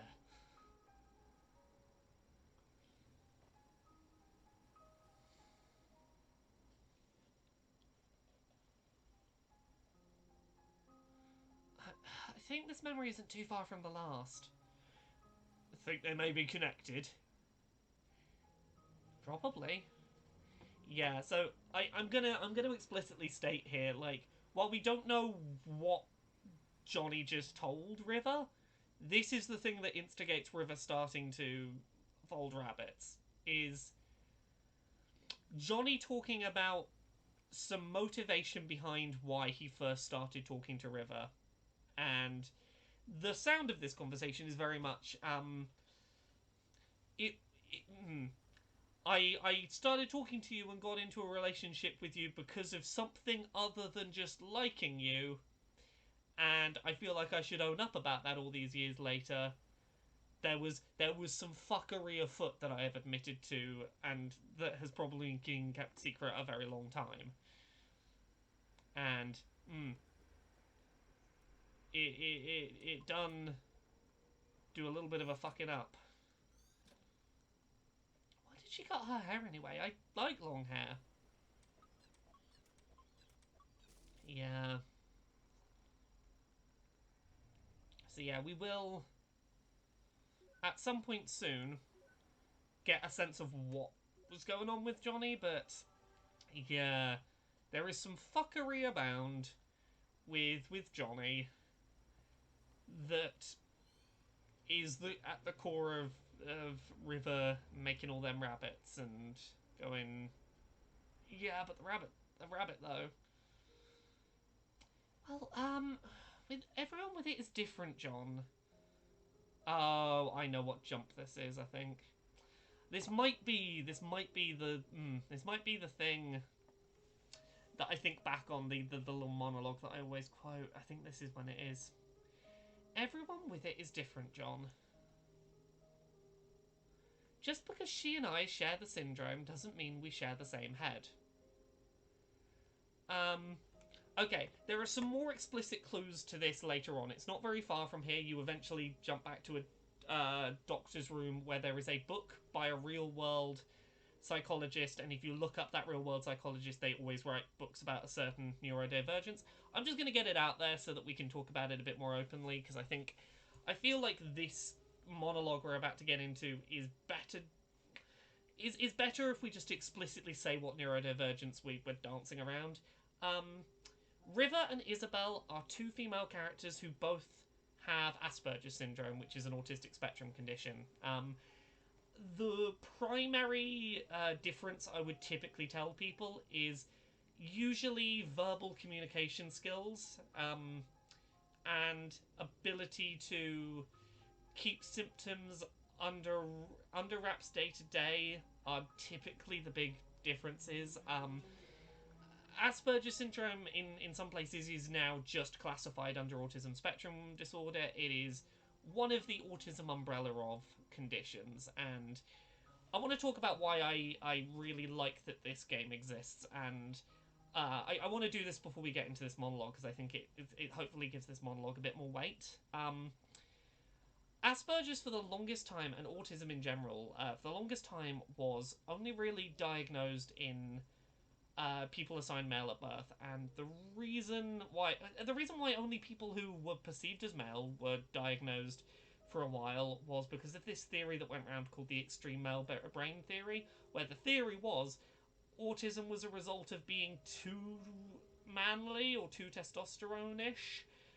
It's a nonsense theory that's been debunked over the years since, but it led to probably like a decade and a half, 2 decades, where there were significant diagnostic biases where if you were if your level of ability meant that like you could verbally communicate and you could go to work and you could hold down a conversation, as a woman you would generally just you weren't really considered as needing diagnosis or treatment, and it was a thing that plagued diagnosis of autism spectrum conditions for decades. It's why we saw several decades where only men were diagnosed with autism, and then several decades later we're seeing a lot of adult women getting diagnoses. It's not because they've developed the symptoms as adults, it's because diagnostic criteria has finally sort of caught up. But we never see women with autism spectrum conditions in media.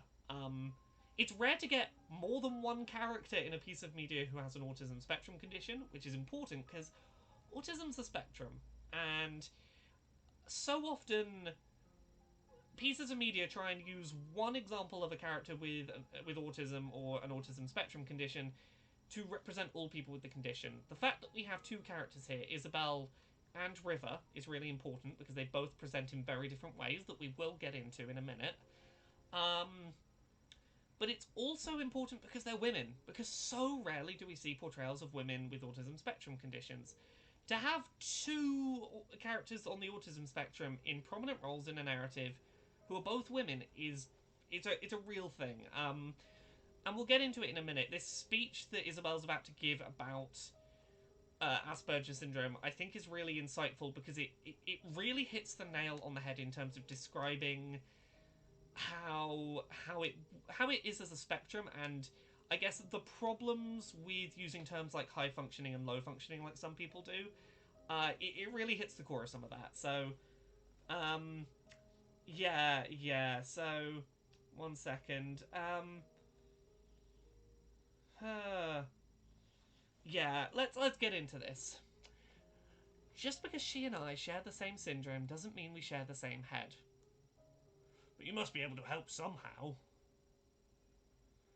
Everything was okay at first, but now she's even more aloof than usual. Even when we're in the same room, she's never really there. It's starting to take a toll on me. So yeah, I want to stop. Like, I feel like a big part of the problem is Johnny is not great at... I as someone on the autism spectrum have always found it easier to communicate with other people who are on the spectrum. There is just... I don't know how best to describe it. There is a shared language of communication and thought process that just makes sense. And there are things where I can explain them and another person on the spectrum will go, I know that thing. I know the thing you're talking about, even if it's hard to quantify. I feel like there is at least some degree of John being really resentful because he is struggling to communicate with his own wife because they share different brain wiring, and that's a thing that's difficult. It's a tough thing. It's a thing he's really struggling with, and he doesn't really know how to help with. I just don't know how to take it anymore. Well, I can't speak for her, but many of us do long for connections. Though, being able to articulate that is a different story. Just because she struggles to express it, it doesn't mean she doesn't feel anything. She's still there, right? Sometimes you just have to have faith that she cares. That's pretty difficult to do day in and day out. I know. Wait, but why do you seem so normal, Lizzie? Yeah, this is the thing you get when you are labelled as the term that people use, high functioning autism. The perception that because you are able to, when people are around, keep up a veneer of everything's fine. Yeah, it's like you're normal though. You're one of the, you don't really have an autism spectrum condition. You seem normal. You don't seem weird enough to be autistic. Yeah. I mean, don't you have the same condition? Well, for one, I was diagnosed when I was still young. With effort, it's not impossible to acquire a guise of social norms systematically. That's a fucking killer phrase there. That is a really good phrase for understanding people on the spectrum who, when you see them day to day, seem fine. It's systematic, calculated, learning the things that society expects you to do to blend in as normal. These things don't come naturally. It is a case of, like, I used to make spreadsheets. Of social interactions and have them branch off and go, like, if this person says this, I say this. And, like, I would map out social situations, and that's how I learnt to seem quote-unquote normal, was I systematically mapped out and, like, mathematically assessed social situations, because that's how I survive. I still kind of have this when I get overwhelmed and meet too many people. I have a default social script I default to seem, yeah, you don't look autistic. No, it's because I spent decades learning how to act normal. Sorry, I'm gonna keep talking through this bit, but you know what? I both envy and pity River. Oh, this is gonna get me. Me, I'm an actress because I've been doing it my whole life. Not only on stage, but off stage, and at practically every moment. I've gotten good at it because acting is the only option I have. It's the only way for me to be normal. But River, she never did that. She remained an outcast and refused to learn to step against it. I don't know if it was by choice or limit, by bravery or cowardice. There are days when I just can't stand faking it anymore. And then I realise that it's too late. The Isabelle that people know of is all an act, and the real me has long become a stranger. I think in the end I just envy her. I've never met a woman with it before. And again, this hits on that whole diagnostic thing. Well, then technically you still haven't met one. This isn't part of our business. Let's move. So yeah, let's talk about what she was saying there. It's this thing that happens when you get labelled as high functioning. I really struggle with autism symptoms. I struggle with sensory processing, with getting socially overwhelmed, texture issues. I struggle with a lot of symptoms, and while, you know, the public-facing persona of me that exists, you'd probably never know, but that's because I'm very careful to keep my incidents out of sight as best I can. The thing is, when you cope day to day as well as I do, when you have those moments where it becomes too much and your head's full of static and it's all closing in and you just need to rock back and forth and start hitting at your head to try and get some kind of predictable sensory info, when that happens, people who have never seen it before always assume you're playing it up to get something. There's this thing where if you cope too well around people, when you eventually do have issues, they will go, yeah, but that's not a real thing for you. You're fine. They don't give you the support that you need if the incidents that occur in front of them are infrequent. But on the other side, if you are consistently visible and don't hide it and keep it bottled away from people, you get the opposite. You get infantilized. You get situations like I had when I came out as trans, where my mother wouldn't believe me. She thought I'd been brainwashed because someone on the autism spectrum, how are they supposed to know things about themselves? They were clearly hoodwinked. It's real tough. Whether you get lumped as high functioning or low functioning, depending on how much of your symptoms are visible to the world, they both have their real, or whether you end up in sometimes getting categorized in one and sometimes in another, both of them have real struggles attached, and it's tough. It's tough when you have an autism meltdown and people don't take it seriously, and it sucks when you know something about yourself inherently and people don't take you seriously because, how could you know? Yeah, just having a look in the chat. Yeah. Lozzie42 says, I've heard you talk about the texture thing before. What's that like? So there's certain touch textures that they make my brain feel like it wants to break out of my head, and I don't know how to explain that better. I can explain it with food. There are certain foods. Any kind of food that has two textures in one bite, where you have to bite through one texture and then it becomes another texture, my brain just fucking freaks the hell out about that. A lot of fruit with pulp in the middle, strawberries, oranges, tomatoes, anything with two textures going on. Oh, my brain, it wants to put it in one texture box, and there are two texture boxes it could equally go in, and my brain goes, ah, and it really stresses me out and makes me gag, and I don't do well with it. Brains are great. Yeah. Let's have a look. Yeah, Lady Octopus in the chat. You're failing in school, have almost no friends, and are bullied constantly. Well, despite the fact you were diagnosed at 4 and we have your thing, You can tie your own shoelaces, so it can't actually be that bad. You're just a bad student. Need to try harder. Um, yeah. It's that's the thing. It's if you can manage the tasks that get you through the day, there's a lot of overlooking the fact that like you still have all of the sensory social nonsense going on in your head. Like I keep it so that it's usually not visible. I rock back and forth in my office during the work day. Sorry, let's keep going with the game. But yeah, this is a scene that I always think about with this game. That sort of is a big part of why I think it's really quite special.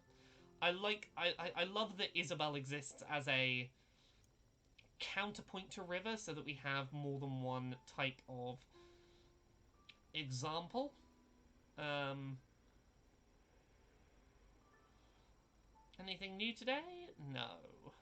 What are you rereading there? Yeah, she likes to read the same things over and over. The Emperor's New Clothes, yeah. I loved this when I was young. Still do, huh? Of course. Just for different reasons. When I was a kid, I loved the Animorph series. I know. Your mother gave you a book from it as a wedding present. Yeah, that was one old wedding present. I guess I was pretty obsessed with it when I was a kid. Why haven't you read them since? Hmm? I saw them. They're collecting dust in the garage. Well, I just grew out of them, I guess. I mean, they're children's books. What's wrong with reading children's books? They're comforting. I suppose so. Yeah. So we'll touch on the rabbits in a second.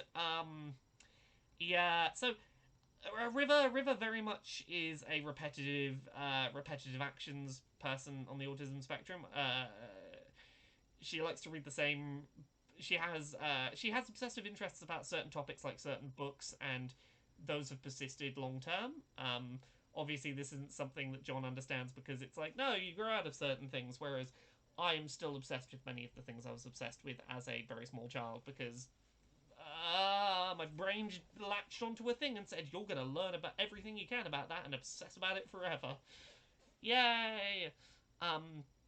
So yeah, the at least part of the explanation of what's going on with the rabbits, I think, fairly obvious, is repetitive action centered on something to try and stay calm. Obviously, it's a little on the excess end. That's not the all of it, and we'll as we go through, we'll get into a bit more of what is going on with the rabbits, but there's definitely a part of it. So what else is in the chat? Dr. Thallium says, did I come in at a bad time? No, you came in, like, as we're talking about autism and Asperger's, because that is a thing that is relevant to this game. What else do I have?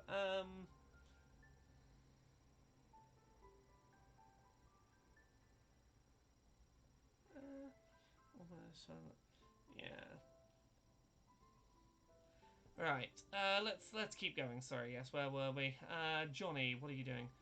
I'm not yours. You're not mine. Be my anti-Valentine. Hey, River. This one's not that corny. River. I like that as an idea for a, we don't own each other. What about David? He's my favourite character. Oh, I don't know. Animorphs. Animorphs. Have you read it? Do you know what animal is David's main morph? Oh, I can never remember the answer to this. I always have to fucking Google it. What animal does David in Animorphs animorph into? I feel like there is a way to learn this in the scene. Let's have a look. David Animorphs.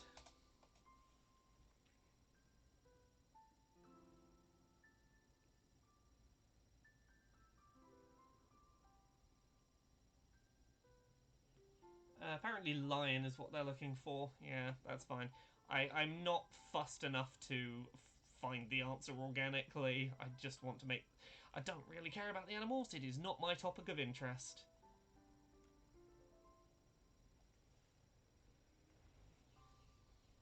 I think I accidentally added a U at the end.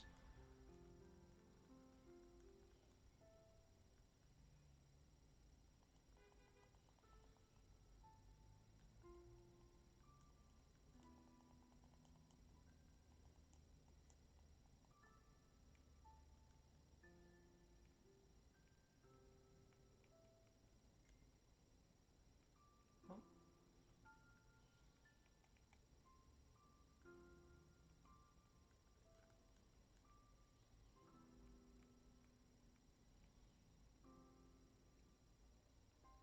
No, that's not. Seemingly not the answer. This visual is new.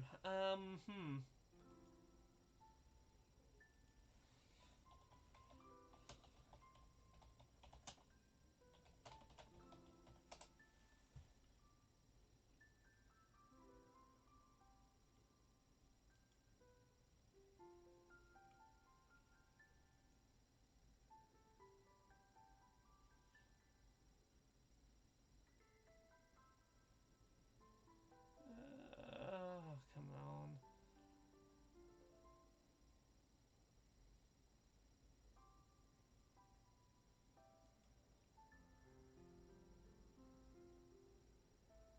Oh, okay, I know what it is. Apologies for the wait there. Cobra is apparently the answer. I'm aware of Animorphs. I should be more. I should look into Animorphs more. The woman who wrote Animorphs is apparently super good and chill and woke and trans positive. Apparently they're real of the young adult, stuff from that era. She's a real good one. uh, Cobra is apparently not right. Did I spell Cobra wrong? C O B R. Oh, I apparently spelled Conbra. Conbra. Uh, there we go.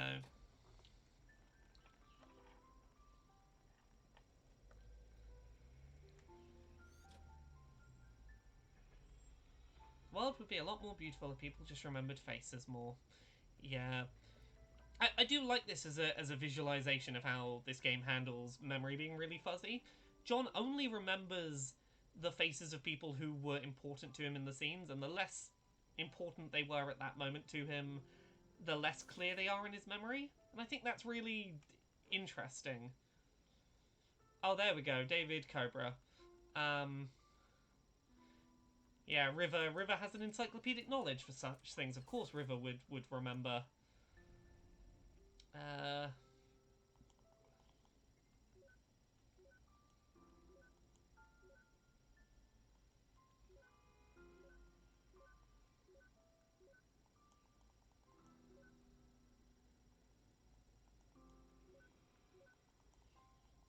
completely did that wrong, but there we go.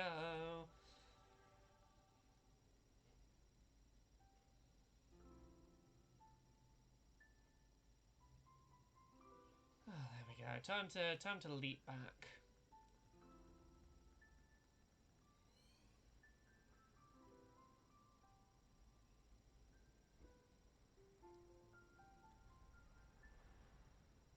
Here we go. We're making some more significant leaps backwards now. There we go. We're getting into his youth.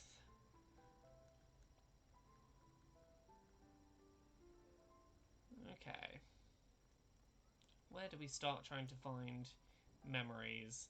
An old Animorphs book. Oh, this is River and Johnny's wedding day.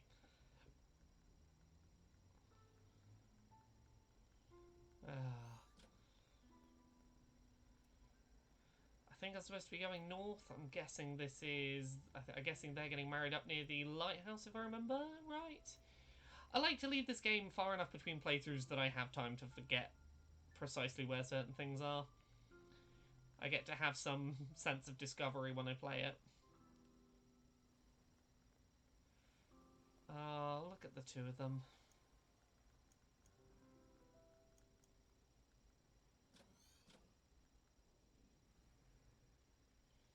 two of them just sat at the bottom of the lighthouse away from all the people. Do you feel any different? Now that we got the rings on, I mean. No. Why? Do you? Actually, yeah, I think so. What is it like? It's just different. Just the responsibilities, I suppose. Responsibilities? Do you like the name Anya? Would you like to name her Anya? I understand. Yeah, Anya's a good name for her. Hey, come with me.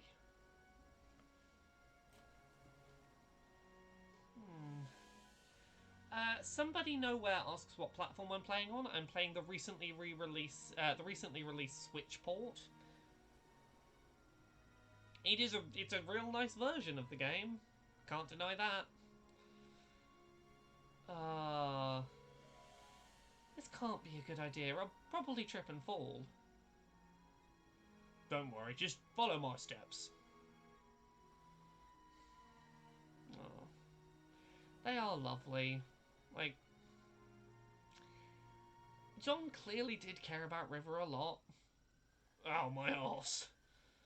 I think you stepped on my toes. Oh, sorry. Come on, let's try again.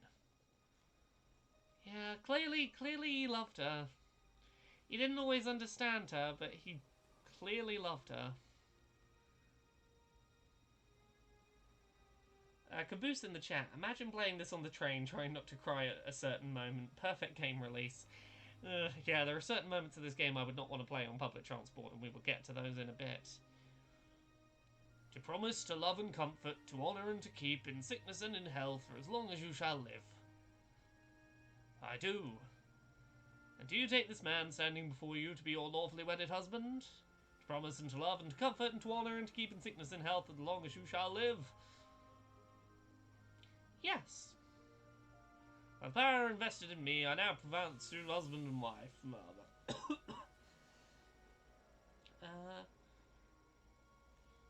Ladies and gentlemen, I now present you as Mr. and Mrs. Wiles. To Dr. Pie in the chat, never got more than 20 minutes into this, just can't understand why. It's slow in the beginning, it doesn't sort of drop its mystery hooks in particularly quick, and it takes a little while to start seeing the threads that are special about it. I think Caboose says, loving someone despite not understanding them all the time is a good quality. A lot of people get hung up on needing to be perfectly in sync all the time. I suppose, but like I think there's degrees of that, and I think Johnny definitely at points in his life seems like he is resentful for the fact that he doesn't understand his wife, and rather than like directly address it, he just sort of ignores the problem. Yeah.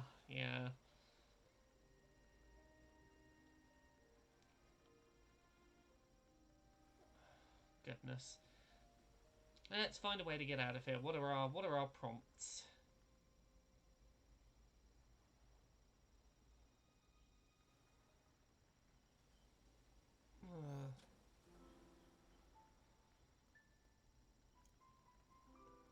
Any prompts around here? No. Is there a prompt in the lighthouse? No. Let's head back down.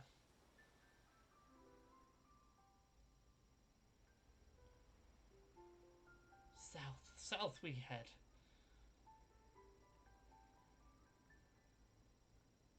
Yeah, communication is honest. That's the thing. Communication is one of the most important aspects in any kind of relationship. But the problem is that if your brains are wired differently and you speak fundamentally different communication languages, it can be a tough barrier to overcome to understand how to communicate sometimes in healthy ways. Oh, I'm so proud of Joey. Oh. Let's talk to the happy couple. Oh, I'd better go see how your aunt's doing. Alright, Ma, tell her thanks for coming. I will. I'm so proud of you, Joey.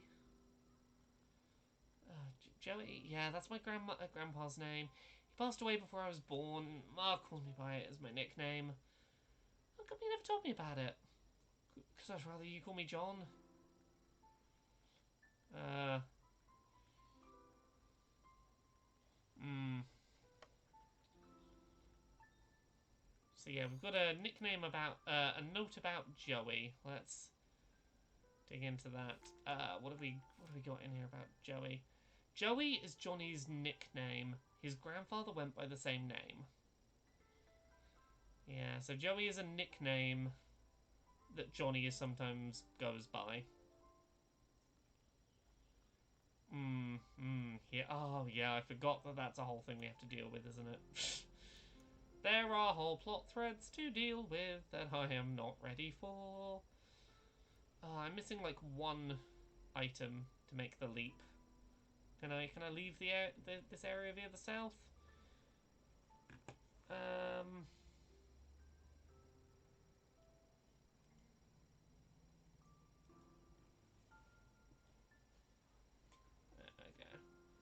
Okay. Somebody nowhere says once you play through once and know what's the part near the beginning when River keeps asking John what he sees is a fair bit heartbreaking. Yeah, yeah. Once you understand what the deal with that blue and yellow rabbit is, everything else makes a lot more sense. It can't be helped, River. I'm sure they didn't mean to. Come on, we're late. Wait, is that a rabbit? I think this is the source of all those folded paper ones. Why would she obsess over some roadkill? Not to mention, so many years later. Don't ask me. You are the woman here. I'll be convinced I'm the only one when you can do a cordless bungee jump. Yeah. So there is a rabbit here, but as pointed out, it doesn't necessarily make sense for this to be the rabbit that all the rabbits have come from. I'm going to get past this as quickly as possible, poor thing. Oh, was it? Oh, I didn't notice there was a row there.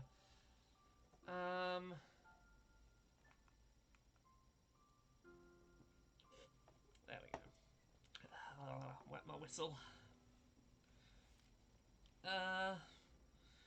You know it's a great wedding when the memento is roadkill. Maybe she saw it as a metaphor for the terrible marriage. So many years later, she began folding the rabbits because she was reminded of how rotten it was. Or, you know, something equally pretentious. Cool story, Neil.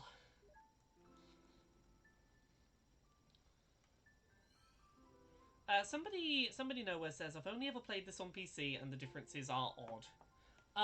What differences in particular are you finding odd? Like I know some of the textures are weirdly higher resolution and it's widescreen. I'm aware of some things like that, but poor thing. What's with all the roadkills today? Oh, actually, yeah, and the notebook. The notebook is a new thing, I believe. Don't look at me like that. Uh. Oh, I think I know what memory this is. Oh, it's the horse riding memory. Yeah, let's go horse riding. Go on, ride the horse. Ride the horse. Ride the memory horse. What's the worst that could happen riding a memory horse?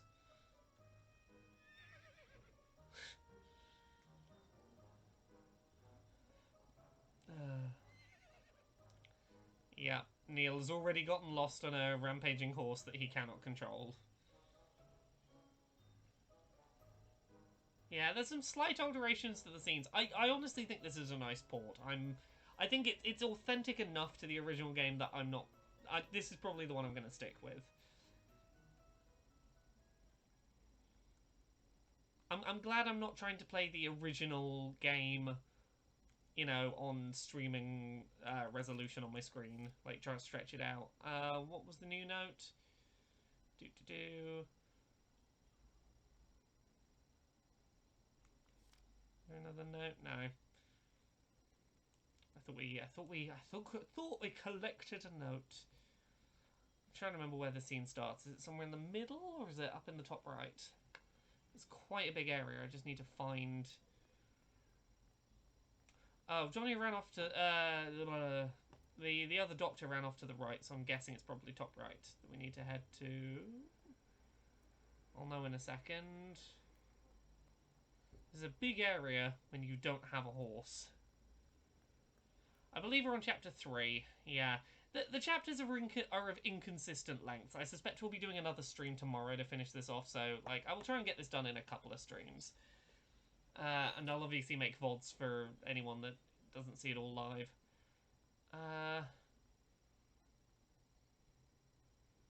She's never done it by herself before. I'll be fine. I'm not a child. Yeah, River likes horse riding. River.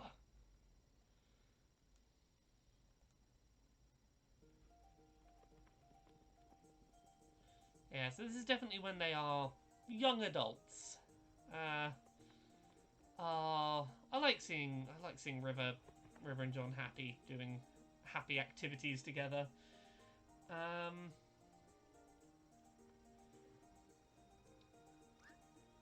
Okay, let's get on a horse. Let's go save Neil. This is about 19% more than I can handle. Oh, I love the music in this section. I think this should turn the music up. I mean...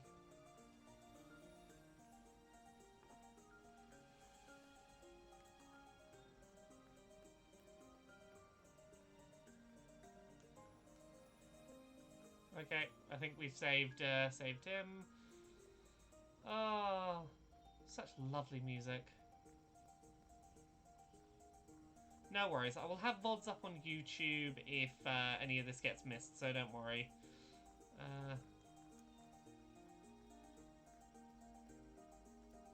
Where's everyone else gone to? Right there, Johnny. Do we need to go get the others?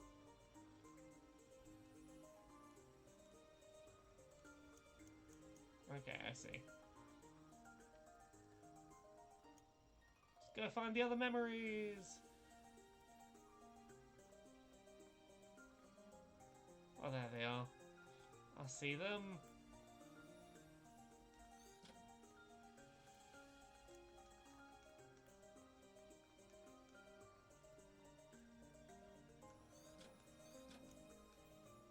Oh, this is slightly different. It's much more of a chase the people quest. Did I get everyone, or are there still people I'm looking for to chase down on horseback? I was not paying enough attention to if I had all of the memento pieces. Oh yeah, we do. There we go. That was not so so difficult. No. Let's turn that music back down a little and then hop back in time.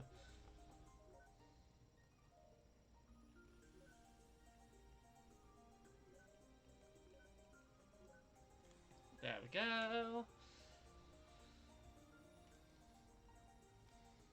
Back we go.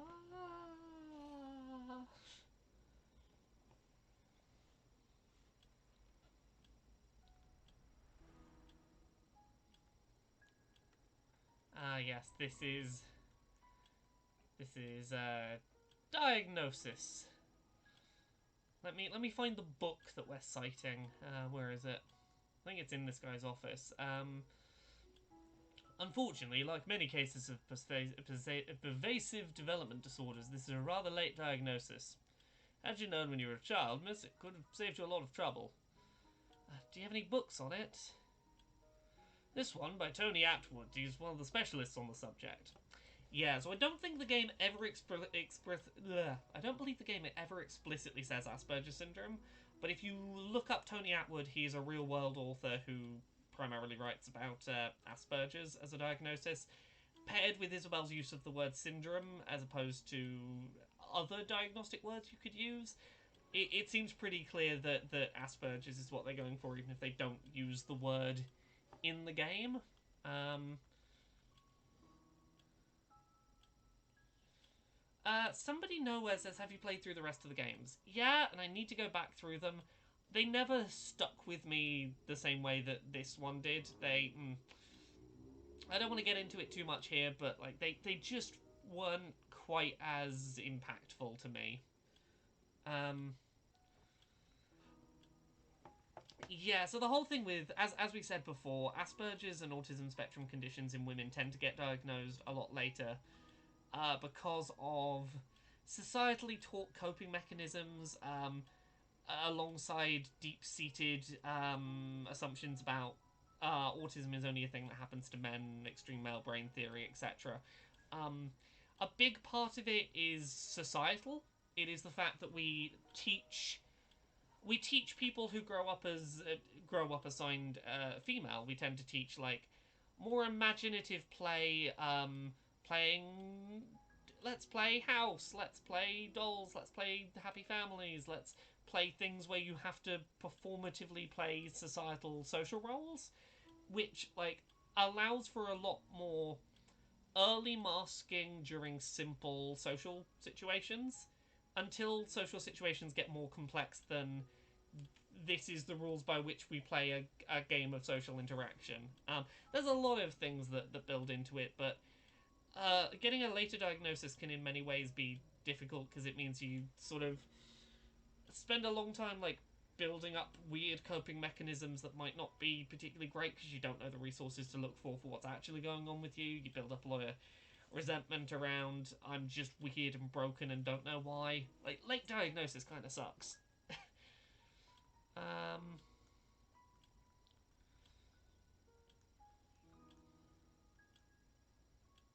is there anything unsettling in the relationship? No. Juicer? No, it's fine. I feel. I want to talk about Johnny here. I feel like Johnny wanted to say something and didn't. And I feel like the thing is. I feel like even from this point, he realizes that there's. How do I put this? There's still some stuff we don't know. We don't know what the thing was that Johnny admitted to from, like, why he first started talking to River. But we do know that, like, he seems to have a certain degree of, no, I have a responsibility to be with you and, to not talk. He seems to be avoidant to admit that there's anything he struggles with in his relationship, and it's kind of difficult to watch, knowing sort of what we're gonna see. Um,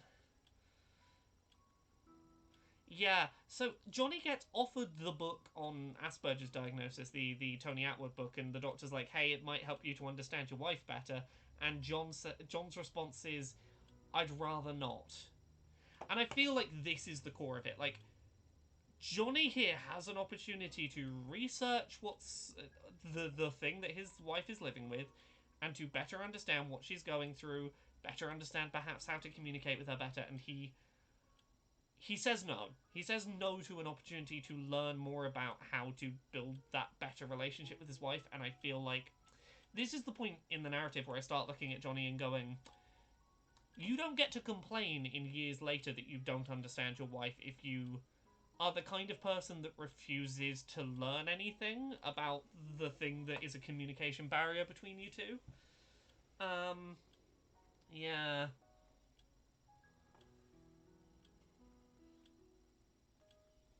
Yeah, why is that? Well, it's your call. In the meantime, there is a thing called equine therapy that might help. Um, yeah, so that's what she was going through there. She was doing some horse therapy. Make friends with the animals, etc.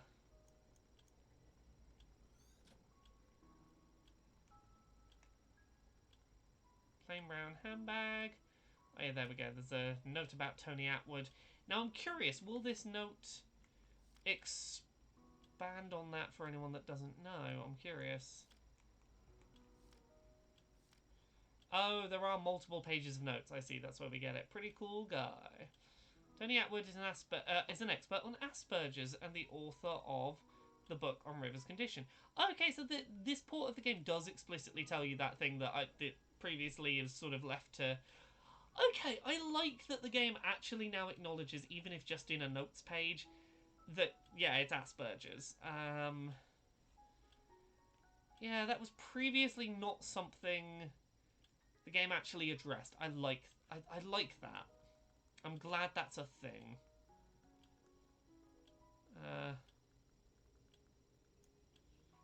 Yeah, I'm honestly really on board with a lot of these changes. Platypus.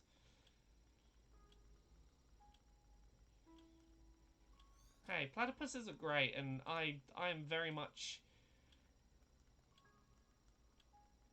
Oh, I accidentally triggered this conversation and could not escape it. Oh, excuse me, could you please silence the clock? The ticking really bothers her. It's not that severe, I'll be okay. No problem, it's standard policy.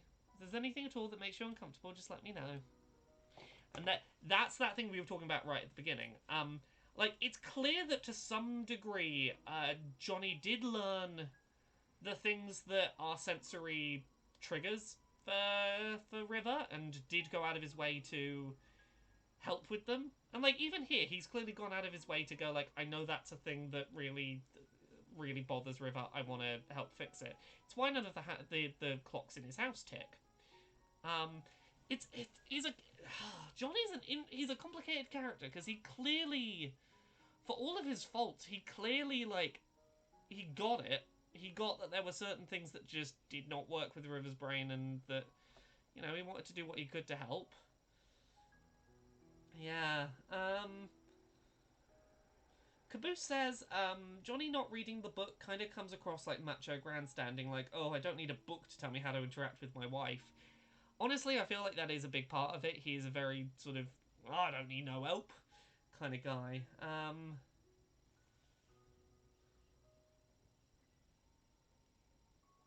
Sad old guy in the chat. I can imagine. Yeah, ingrained long-term coping mechanisms used to bodge the job. They stick around for a while, don't they? Yeah, ticking clock, and then...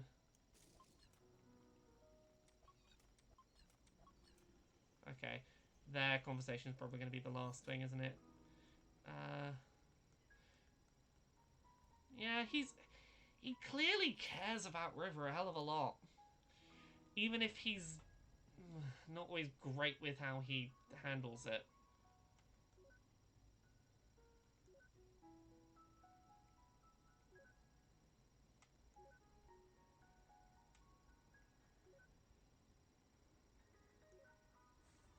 There we go. Clock. Take us back, clock. Time travel clock, activate.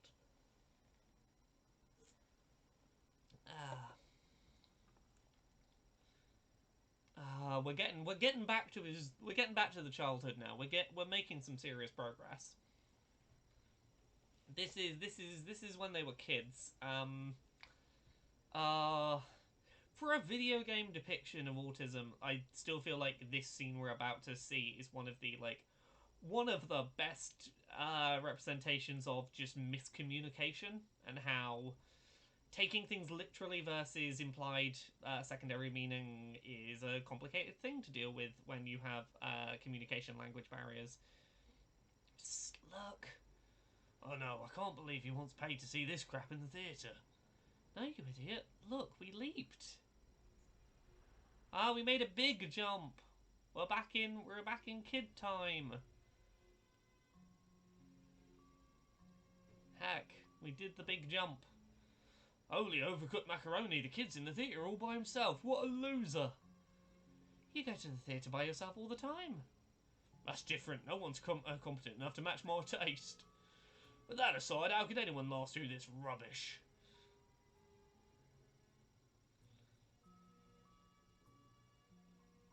He's looking around. He's doing a sad, and he's leaving the show. Oh god, this scene. Oh.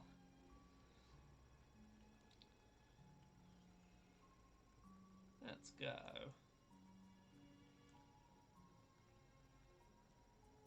Oh, the horse had a run button, but I can't run anymore. Let me run, damn you cowards. Whoa, wait, I ain't talking to no emo teenager. Grammar, my dear Watson. Shut up, it's not even a full sentence. Let's go look for mementos.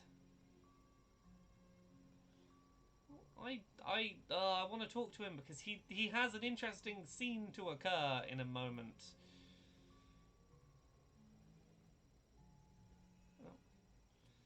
This scene's really awkward to walk through.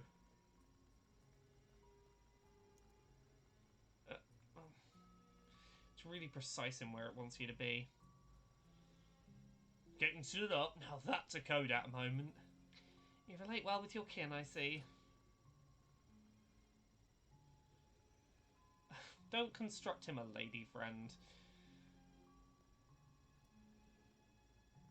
Anything in here? I don't think so. I'm trying to remember where the mementos are here.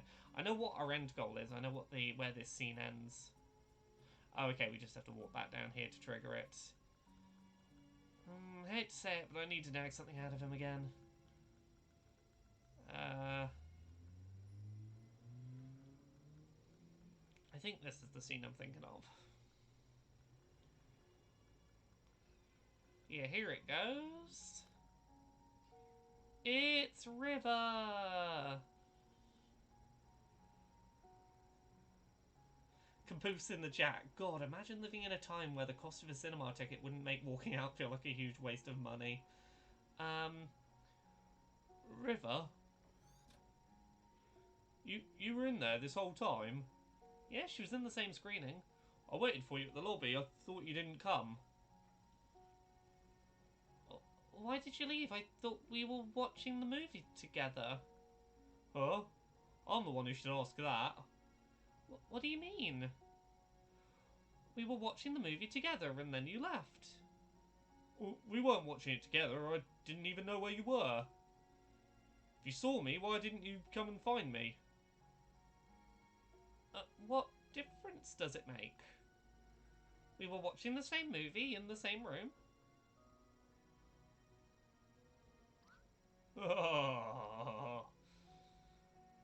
What's wrong? You're so weird. Do you not want to watch the movie together anymore? Of course I do. Come, let's head back in before it ends. See, that's one of those things that, like, I did as a kid. I've been this scene. The taking things literally and not putting together the unstated social rules of, if someone goes, shall we go to the cinema and watch this film together, what they're saying is, do you want to sit next to me while we watch this film so that we can feel like it was a shared activity, whereas somehow sitting in different seats, you know, it's not even like you're talking to each other during the film. If you're not dating, you're not holding hands or anything. Like, you still see the same film and can leave the film and go, here's the film we saw. But that's not how the social contract works. It's an unstated rule that you just kind of have to know. And it's one of those examples of just, like, sometimes brain not meshing.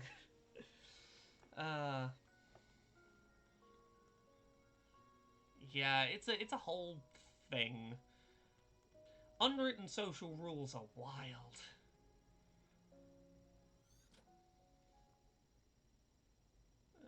Right. Oh no, I pressed the wrong direction. Let me make it. Oh no, another load. Okay.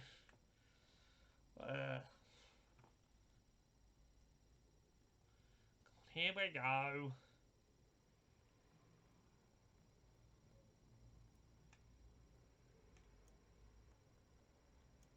It's going to be the platypus. The platypus is always the way back.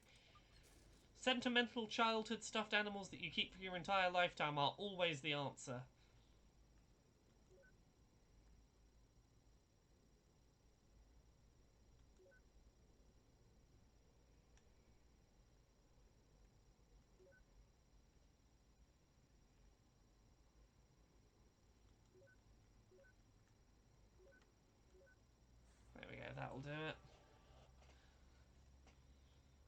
Take me back, time platypus. I love this platypus. I would very happily have a stuffed platypus. Platypi are fucking great animals. I still have a stuffed bunny rabbit that I've had since I was like a week or two old. It is larger than I am, and you can't see its eyes anymore because they've kind of sunk in a little bit, but... Oh, come on, dude, grow some balls.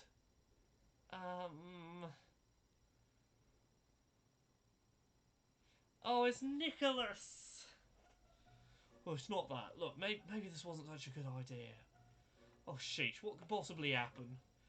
Just think about it. Worst case scenario, she says no. You strut on like nothing happened. No one will know and everyone still thinks you're cool. Oh, what if she tells someone? Or yells at me? Don't be a little wuss.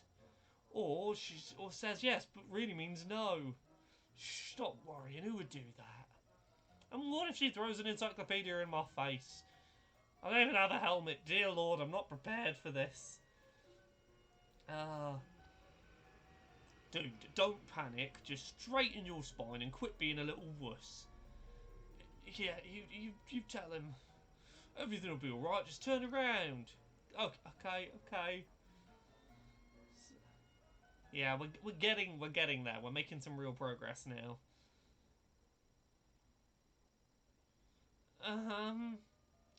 Hello. Hello? Can you hear me? Yes? Then why didn't you... never mind. She didn't answer because she didn't ask her a question. You said an open-ending statement that wasn't clear, that was directed at her, that didn't require a response? Wasn't a direct question? That's a cool platypus you've got there. What are you reading? A book. About platypus? No? Oh, well, I think that's great. Yeah, she's very much doing the thing that, again, until you learn that there's a social contract that you're supposed to do more, it's answering very directly and very specifically the question being asked. Are you reading a book? Yes. There's this understanding socially that if someone asks, are you reading a book, what they're actually asking is, are you reading a book? And if so, would you mind telling me a little bit about what that book is? Like, there's certain leaps of logic linguistically that you're just supposed to make that are a conscious thing to think about when when your brain doesn't default to understanding that meaning. That's always a fun thing. You want to go... lighthouses? Huh? There are exactly 16 second-order Fresnel lens lighthouses in the country left. 9 of them are coastal, and 1 of them was modified from a historical kerosene lamp lighthouse. Yeah, she has a special interest topic, which is lighthouses. Fucking loves lighthouses. But, like, we're gonna get in a minute to why she loves lighthouses, and I love why she loves lighthouses. Oh, is that what you're reading about? So you want to go catch a movie together sometime? I don't know. That's okay, I'll give you time to consider it. I can't. Why? There's no date or time. Oh, yeah, I love that. I don't know is not I don't know if I want to go with you. It's I don't know if I want to go. There's far too many details I don't know the specifics of. He's like, oh, I'll leave you to consider it. No, I can't consider it. I need specifics. When, where, what we doing. Like John has all the clues to know how to communicate with her well, because she's a person who wants structure and reliability and predictability. She likes having all the information before making choices. And it's why she's so pissed off. Part of why she was so pissed off that he lied about, oh yeah, we've totally got money for the house and the medical care. No, she likes to have all the information so she can make informed choices. I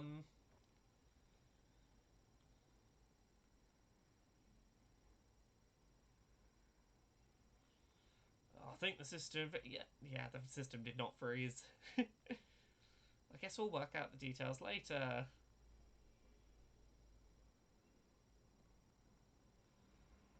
Yeah, the two of them from the beginning have just sort of slightly struggled on communicational style. Um, uh, let's have a look what's going on in the chat. Yeah, there we go. That's got to be a. That's got to be a memory. You go up these stairs? No. Even if I go up, I have to go left, down, left, down, left, down, left, down. There we go. What the heck are you doing in there, dude? What? I asked her out. No, that was pathetic. If I were you, I would have just barged in there and been all like, "Hey, you go out, me, you now." That's just terrible. I know, and it still would have been better than what you just did. She did not throw an encyclopedia at you. Suddenly, there we go. I think we've got to explore the school a bit more. Get some more background on what's going on.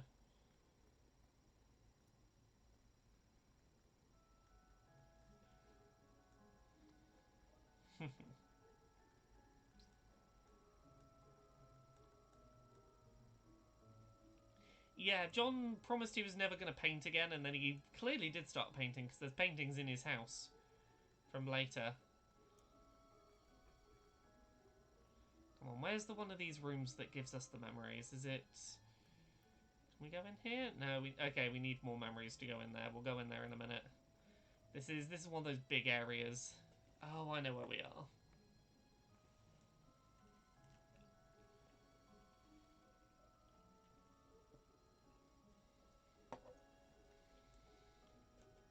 Right. River, why don't you answer the question? I know you know the answer. We're waiting, River.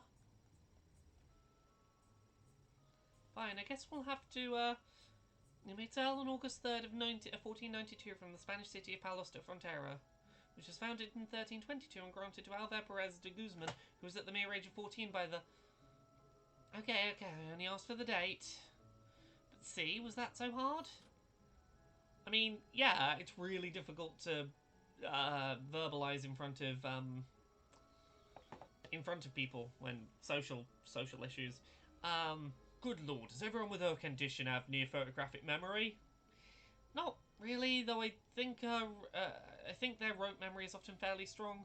I like that this game tries to debunk the whole every person on the autism spectrum has savant level photographic memory. Yeah, memorizing things exactly as they are in book is sometimes a thing that's easier, but like the level of like savant level memorization, I like that they present it and then go, that's not like everyone though. Don't assume that is the whole condition. Anything going on in this room that I can go do?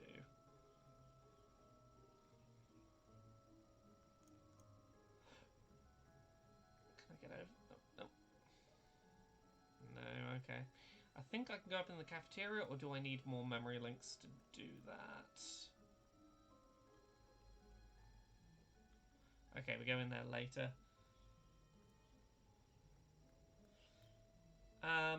Lady Octopus, I actually had the opposite problem. It's hard for me to not raise my hand to answer questions when asked because, well, they asked if someone knew and I know. It was a constant thing for teachers to have to take me aside and tell me to let other people have a chance to answer. Same. I went through the two phases. I initially was the always hand up, I know the answer.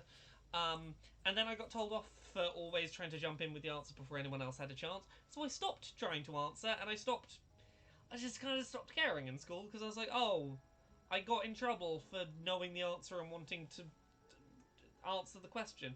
And I didn't really understand at the time that the purpose was not, like, it wasn't that the teacher needed to be told the answer, it was for people who didn't know the answer to think about it and to try and have a guess and to push themselves, not for a person who already clearly knows it to tell everyone. Like, that's kind of not the purpose of what school is trying to do, but I did not get that. if that makes sense. So I went from the always tries to answer person to the was afraid to answer anything person. It was a lot.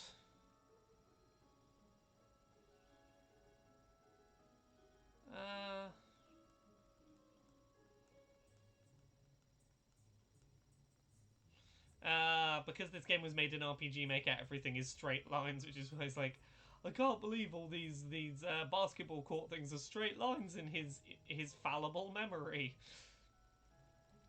Use the fact that it's set in memories to excuse poor visual design. Or undetailed visual design, not poor visual design. Okay, they're doing a push-up competition.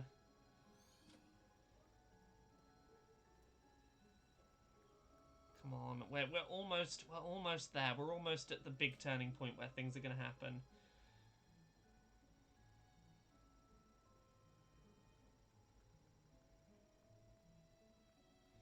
I think we can all head to the lunchroom now. Is this where we're going to find out?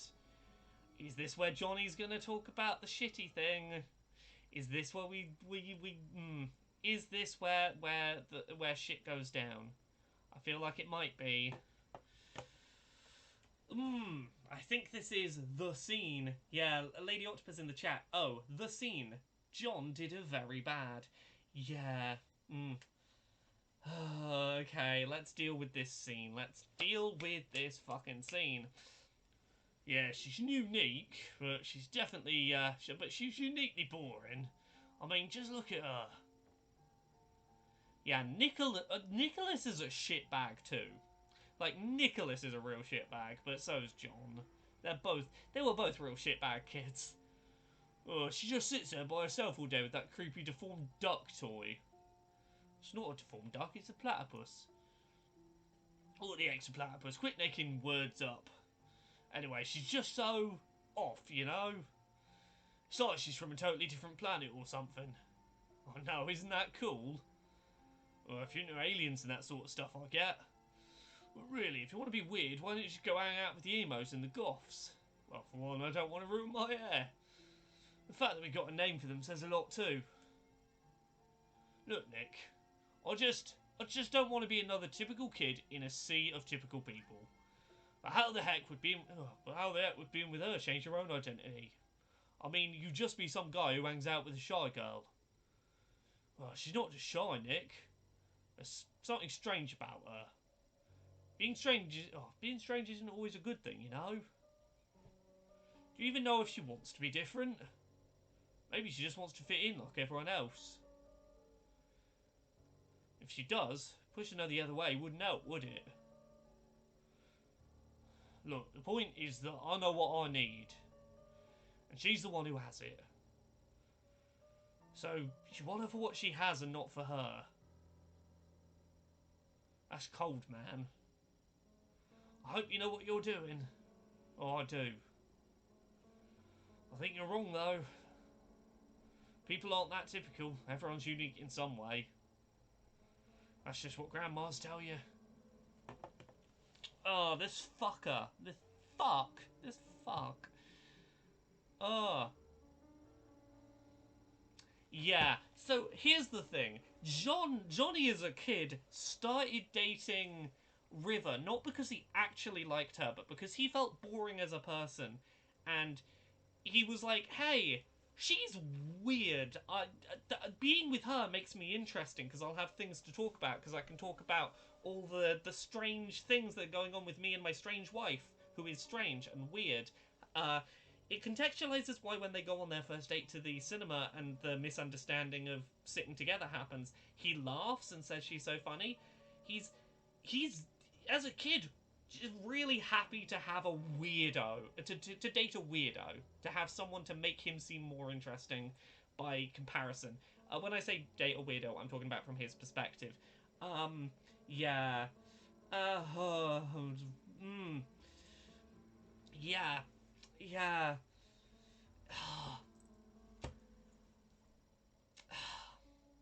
And you know what pisses me off most about this fucking scene is not the fact that he started...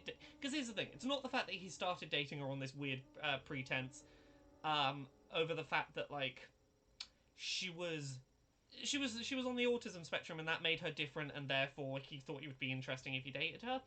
It's that for some reason, decades later, he decides, yeah, I should tell you this out of the blue. And, like, I can't blame her for going into an obsessive loop pattern over that information. That's her being told as a completely false premise to her whole decades-long relationship and marriage based on some stupid fucking choice that this kid made. I'm like, I don't blame. It does. Okay, this isn't the full explanation of the folding rabbits thing, but I get why after hearing that news she started folding rabbits. Like, that's a fucking lot to take in a relationship, and I think it's also a big part of why, like, clearly he cared about her. He, stopped the ticking of the clocks in the house. Like, he clearly cared and grew to love her, but he never went out of his way to. And this is why it pisses me off so much later in the timeline, in that scene we saw earlier, when he refuses to learn about what Asperger's is. He doesn't care to understand River, because if he understands her and he can help her be better, he loses the thing that makes him special. And that's really fucking arrogant and shitty, and I think it's why, after he explains to her as an adult, like, look, I did this shitty thing as a kid, and she starts folding all the rabbits, I think this is a big part of why she turns down her treatment in favor of the house and the lighthouse and Anya, because obviously we haven't gotten yet to why Anya is so significant to her, but I think that at a certain point in the narrative, after she knows that this event happened, she cares more about that lighthouse than she does about her husband, and I think that she's fair to do that. Yeah. Yeah. Yeah, Dark Queen in the chat says she becomes less weird to him if he knows why she is the way she is. Yeah. Yeah, Dr. Watts puts it really well here. This guy's some kind of human-hogging hipster. Yeah, you're right. That's sort of disturbing. Sometimes I want to slap our clients upside the head. It's high school, everyone's a bastard. But hey, welcome to the club. Wait, so this is what he told her about on the cliff? Yeah, we're about to replay that scene. Now you have proper context for this. Yeah. Oh, okay. They're not replaying the scene. Yeah. I suppose so. So then, she then went cuckoo and began to make those creepy rabbits, right? Because he confessed this from God knows how long ago. Guess she's pretty good at holding a grudge. I'm not buying it. Something feels missing. Yeah, this isn't the whole picture. I don't like that Dr. Watts says she went cuckoo. Like, there's the repetitive actions are a very understanding coping mechanism, but there's also something deeper to it that we will get to.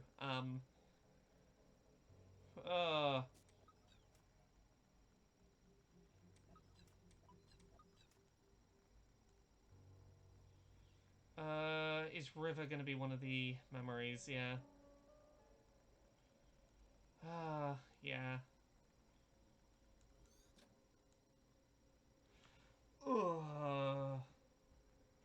Yeah, Dr. Watts is a fucking asshole. I don't like Dr. Watts. I think that... yeah, he's doing a Kamehameha. Yeah. Dr. Watts is not a people person. Dr. Eva is a far more understanding, caring person, and I'm so glad she's a character in this, because I probably would not like the game nearly as much if...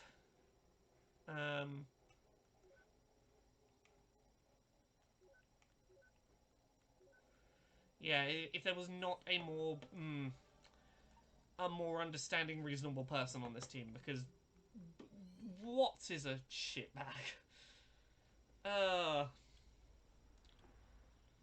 Oh, is it?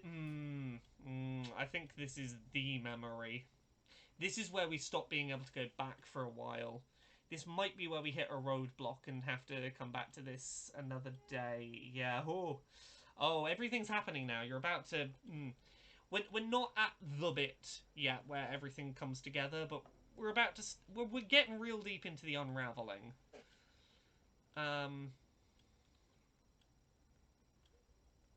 Baby boy growing up so fast. Hmm.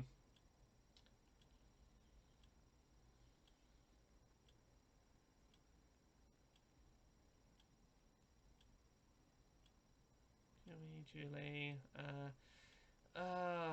Hmm. Sorry, I'm bracing myself. This is the bit of the game where it's a lot for a minute. A ticking clock is pretty annoying. Yeah.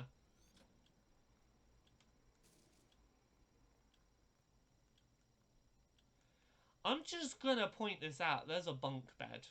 And I'm gonna say no more. But, yeah, we need to get some memories to get that football going. Got two. Is that pickled olives?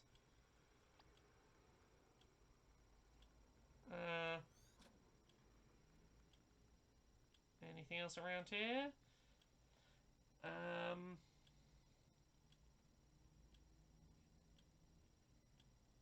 Sad Old Guy says, thank you for this playthrough. It really helps with you putting this game in perspective. It's why I've wanted to do a playthrough of it for a while. Is I think there is definitely some context that I can add to this. So I'm glad to hear. I'm glad to hear that it's been appreciated. Yeah. So there's a double bed in there, which is presumably the mum's, and then there's a double bed. Onward we move. Not dwelling on any of this information. Oh, okay. I can't leave the house. I need to find one more memory. What's this other memory? Where are you? Gotta be another memory around here. Come on, memories for sale, memories for sale. Anyone got any memories? Oh, it's the... No, we already have the smudged title. Oh, did we already put a memory into the football? Is that it? No.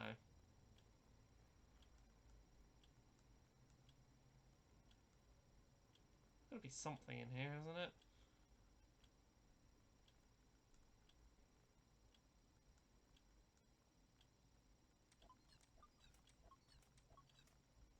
Oh, what's the other memory? No worries that you have to leave, Lady Octopus. I hope you managed to catch the end of the stream. The VOD. No, I've tried talking to the mum. That doesn't seem to be a memory trigger. Oh, the sofa. Of course, the sofa. Key part of the memory. I was sure the double bed was going to be a memory trigger.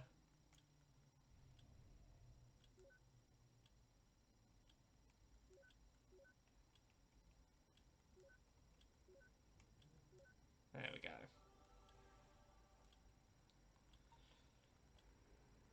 Oh, we're still not far enough back.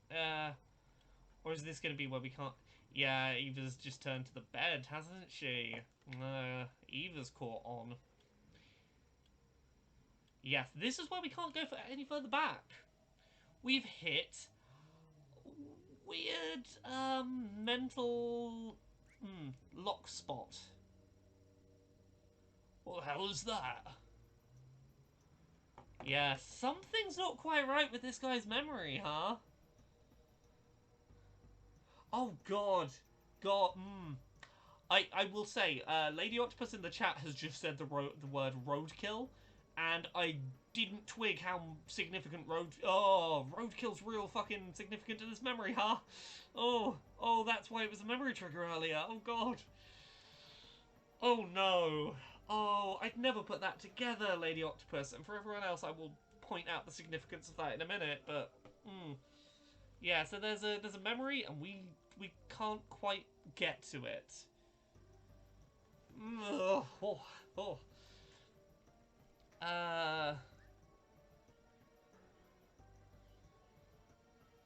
Yeah, so we can't go any further back.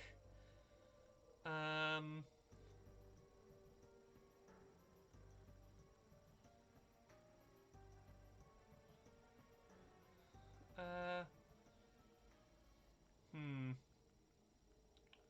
So yeah, we've hit a bit of a stumbling block, and we're gonna have to find another way to do this.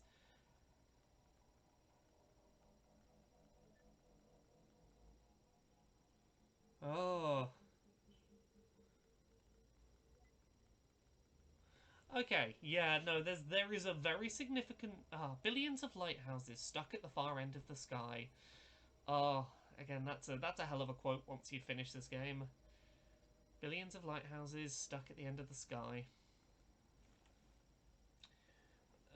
Here we go.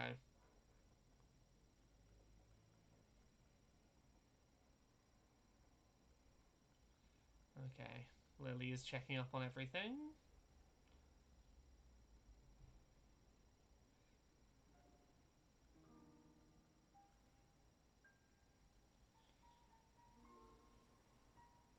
Are they hopping back to talk to, yeah, to talk to this version of him again?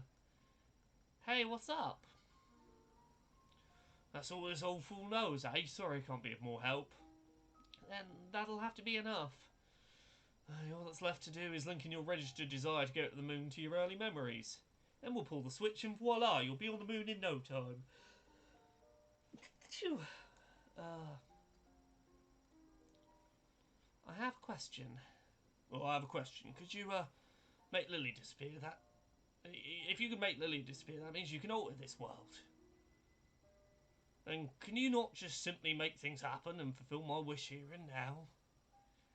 Well, that would work if this were your one true set of memories. What do you mean? What is this then? What am I? This is just a copy, a canvas for us to work with, if you will. As for you, you are merely an algorithm traced from Johnny. Enough to reflect his likeness, but far from complete. All we can do is prepare this canvas in a logically consistent way. And then, when we transfer your registered desire to your childhood, the machine will generate your new life, one where the desire dictates your behaviour. The result of that would then be written onto the real John. So you see, even if we satisfy you, you are merely a read-only program. I mean, we could reset you over and over and...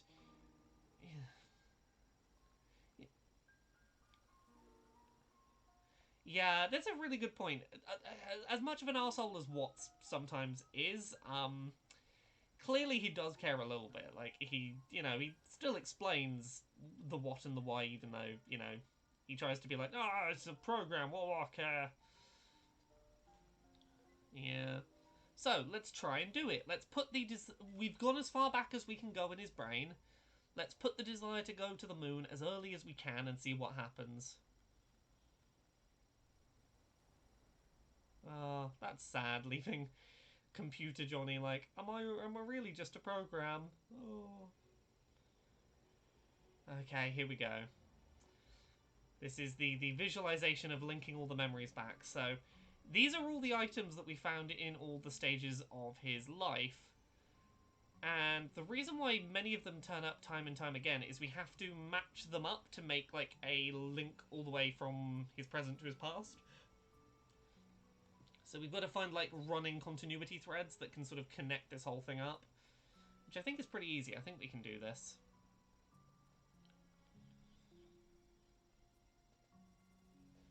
Oh. Watts has become a sperm ghost.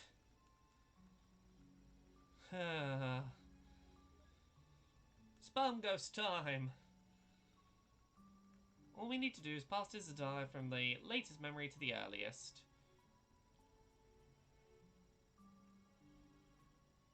Okay, so we want the flowers to line up with the flowers. Then we want the rabbit to line up with the rabbit. Then we want the book to line up with the book. Oh, nom nom nom. Oh. Come on, let's just rewrite his memories, friend. Then we do the clock back to the childhood. And that is his desire to go back to the moon has been brought all the way back to this stage of childhood. It's been brought back as far as we can bring it. That's about all the ones we can work with. There's clearly another one to the left, but there's something up with that. We can't seem to connect with it. So, let's see. Does he go to the moon? We went all the way back to his childhood and... let's go check out what souvenirs he brought back from the moon.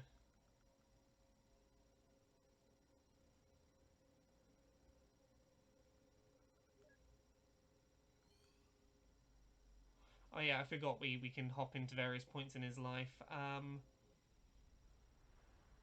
Yep. Yeah. These memories feel like more than just having happened again. They're exactly the same. We made childhood him want to go to the moon. Um, and it doesn't seem to have changed his life. Yeah, something's not right. We went all the way back to his childhood and made him want to go to the moon, and he didn't do it. Because he clearly didn't want to.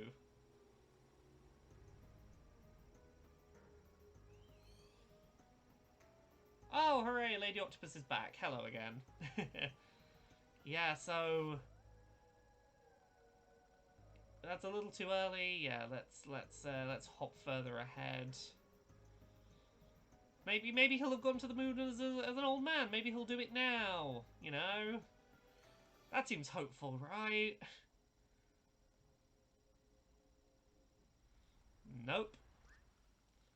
Yeah, nothing's changed.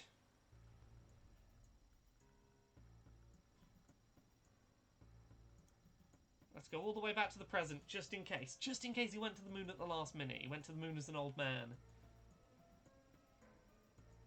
Caboose says old man space program. Oh.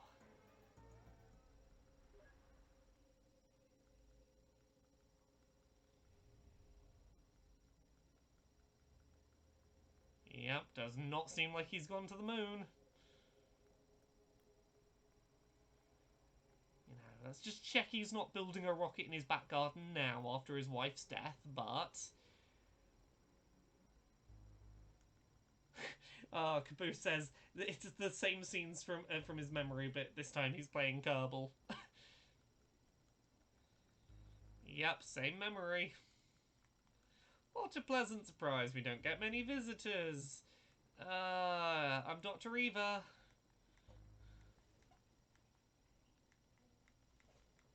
Yeah. Are you familiar with the agency? Yeah. He still remembers contacting the agency because he wants to go to the moon.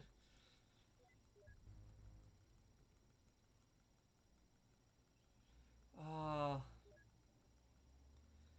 Yep. She's gonna send the desire signal again. Just in case, did you just like forget to plug the USB in back in the childhood?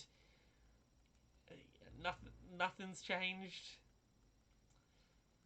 Yeah, even if his desire doesn't work alone, why is there no change at all?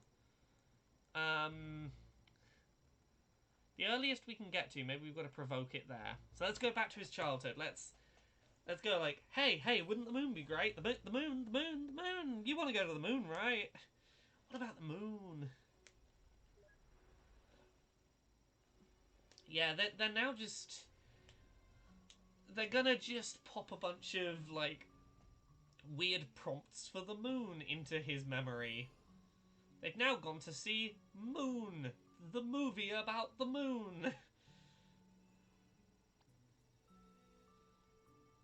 Well, I guess we're going to see Moon.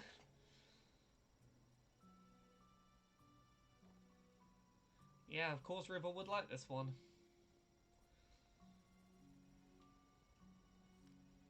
Hopefully that's enough for it to work. What you doing, Neil? Neil, where are you at? Are you having time travel ice cream? I feel like you're having time travel ice cream. Or you sat down to watch... Oh, he's making the fucking moon movie, isn't he?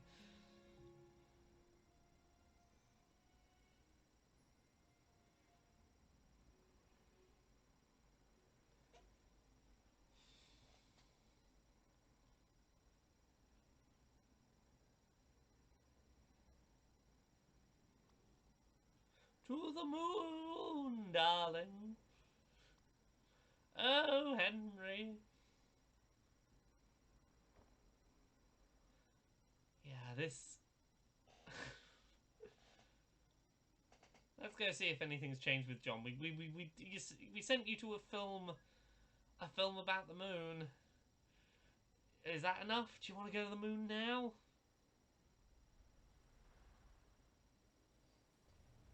Anything different? No. Everything's the same, isn't it? Literally nothing has changed. Where else can we put the moon in his past? Do I still use him as the key to hop back? Delete you out the scene. I'm not even going to explain it to you this time. I'm hopping back in.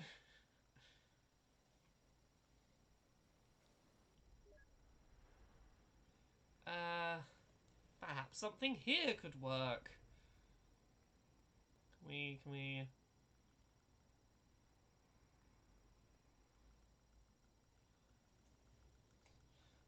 did she throw an encyclopedia in your face? No, Oh. Yes.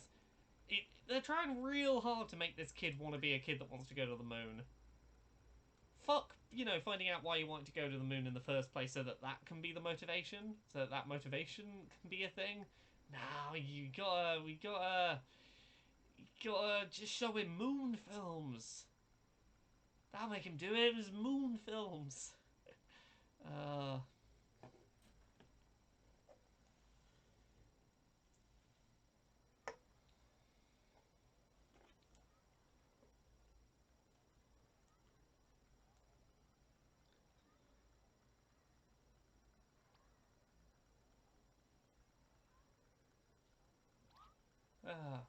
Have your attention, please. It's time for our friend, Dr. Astronaut. As you know, I am a representative sent from NASA in all its glory. Ooh. And I'm here to tell you all about it. Hit him, Timmy. That was terrible. But I digress. Anyways, I know that many of you are wondering, what chances do I have of doing something as awesome as adventuring in another realm?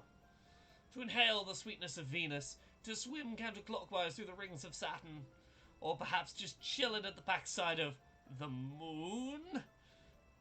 Well, here at NASA, we believe that with enough will, everyone has the potential. It could be you, or perhaps you. Well, I don't want to go to the moon. Then you're in luck. What? Why not? Why should I? I'm happy here on Earth as it is. Or don't you want to go there even a little bit? Not even a tiny bit? No?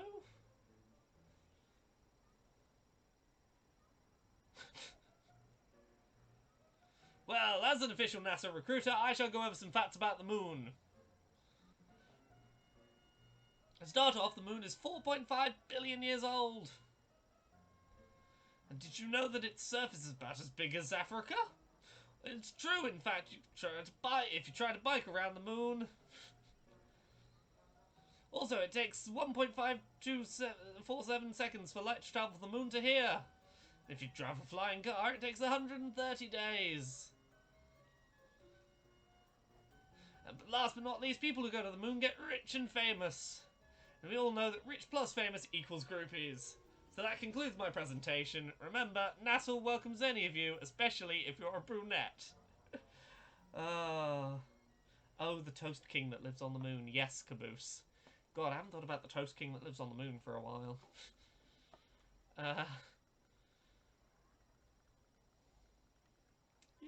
Yeah, that. Let's see, did that work? Come on. Surely that worked. Surely that was enough to send him to the moon.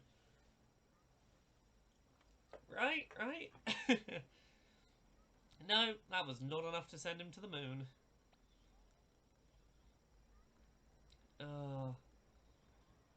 What else can we try?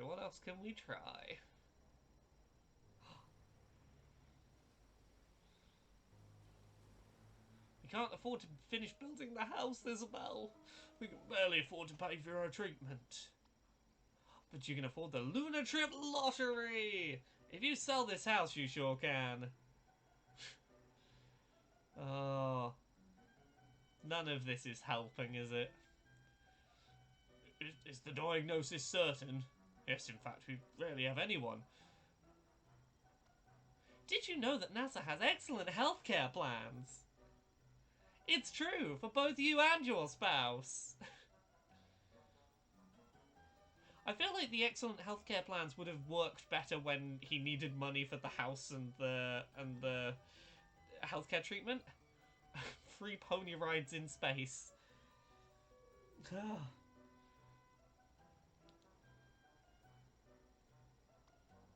Oh look, a wedding, good for you. But here's a riddle. Guess where you should go for the honeymoon? Oh, goodness.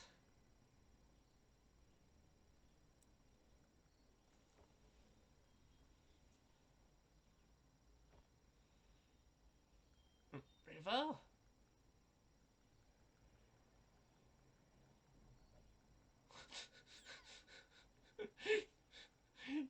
just scale his house.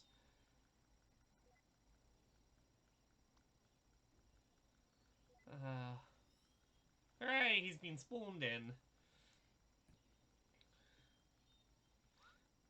Yeah, this is definitely not working.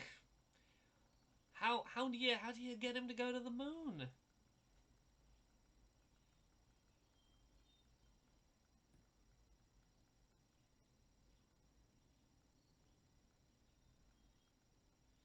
Oh, go have some coffee, everyone, and see if you can find something to get yourselves back. You've got till the morning. He's not gonna die before then. You're gonna be fine. It's all gonna be fine.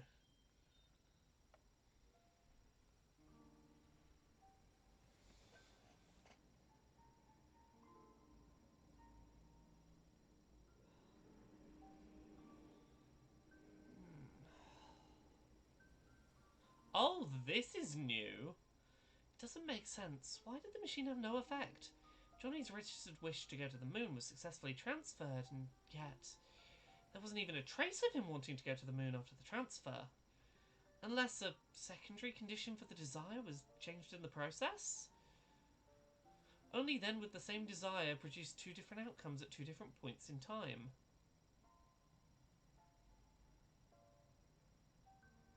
Yeah, something happened in his life that stopped him wanting to go to the moon in the first place.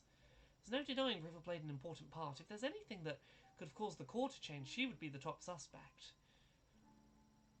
But out of all things, what exactly caused it? River? Just what exactly did you do? These are weirdly low resolution JPEGs. I feel like they probably could have been done at a slightly higher resolution. That is weirdly low JPEGs for a cutscene. Oh, we don't have much time left. Wonder if Neil came up with anything. Right, I'm going to try and play a little bit longer. I'm going to see if I can get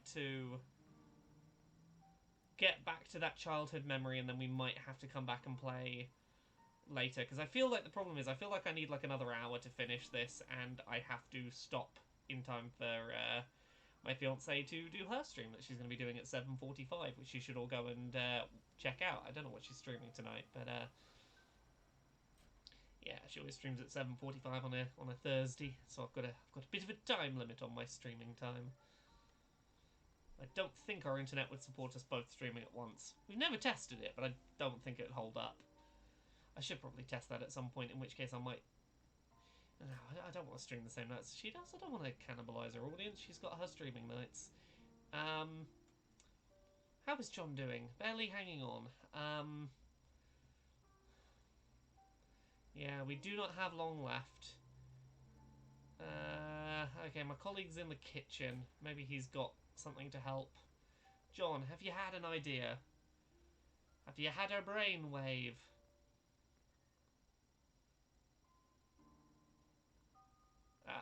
No, Down the stairs. I pressed the wrong button. Go down the stairs. There are very few things in video games more frustrating than accidentally pressing the wrong direction to go to the wrong location and having to wait for the load to then go back and wait for the load again.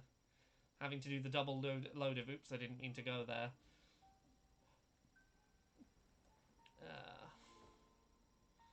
Okay. They stayed up all night. They were overly excited. They need to sleep.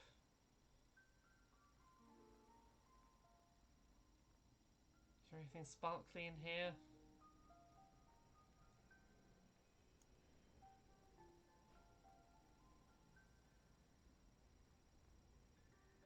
See if there's anything in here that seems significant.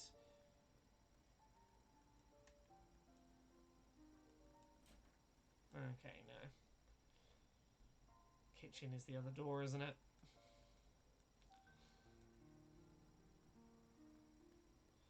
Actually, let's talk to you while we're here.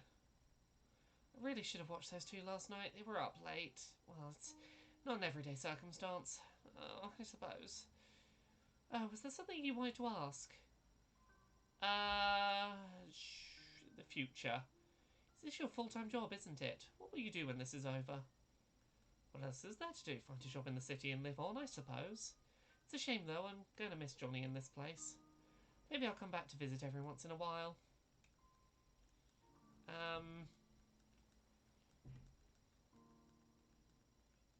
A school bus that passes through. A few years ago, my husband passed away. He was in the army. They were the last batch to be deployed overseas. I panicked, our savings were low, and the job market was grim. Johnny saw my ad and offered me this job. I accepted with gratitude. This place was peaceful, too. It helped me with my grieving. Doesn't the government issue grants to war widows to help them get back on their feet? They do, and eventually I received aid, but by then Johnny was starting to have trouble on his own, and he needed my help. Yeah, help for veterans and families of veterans is not fast. Johnny wanted a family. Kids are smart, they'll figure it out. Yeah, kids have to, you know, you've got to address death with kids at some point. They have to know. Before Johnny fell unconscious, he told me that you two would probably be coming soon. He said that he probably wouldn't get the chance himself, but he wanted me to tell you thanks for him. So thank you. Oh. Well, hopefully we can fix this for him because, you know. Yeah.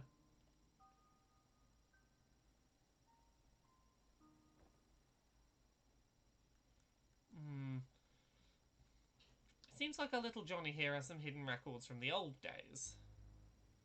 Hidden records? Hidden medical records, to be exact. Apparently, during his youth, he was administered a large dose of enhanced beta blockers.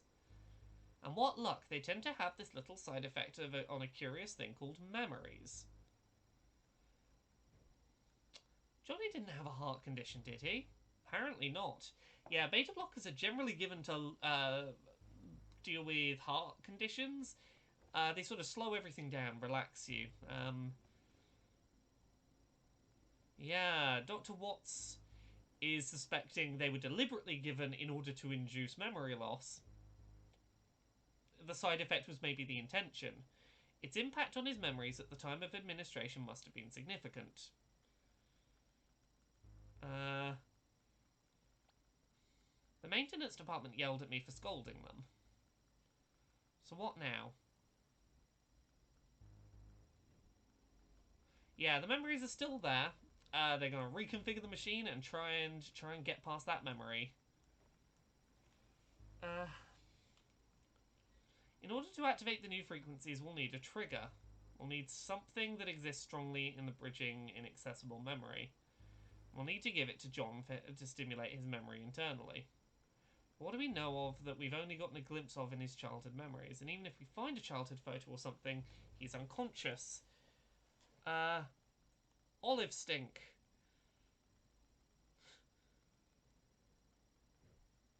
Yeah. Oh, sorry, my phone's doing a big buzz. I just want to check that it's nothing. Uh, Major, do. So many messages, none of them are unignorable.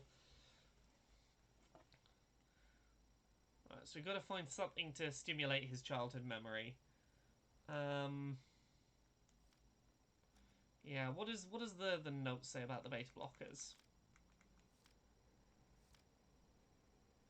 Beta blocker used to reduce stress. Side effects may include slight memory loss or alterations. Can we jump back up?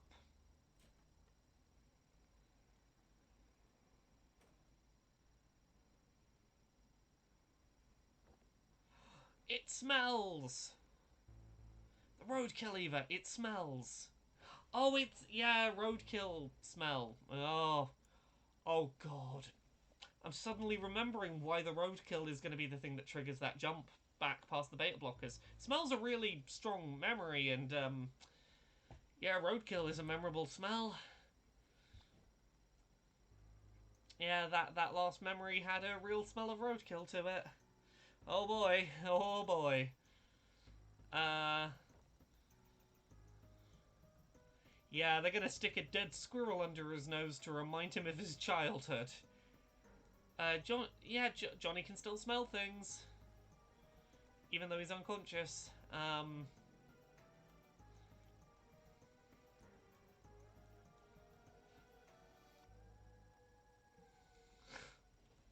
Okay.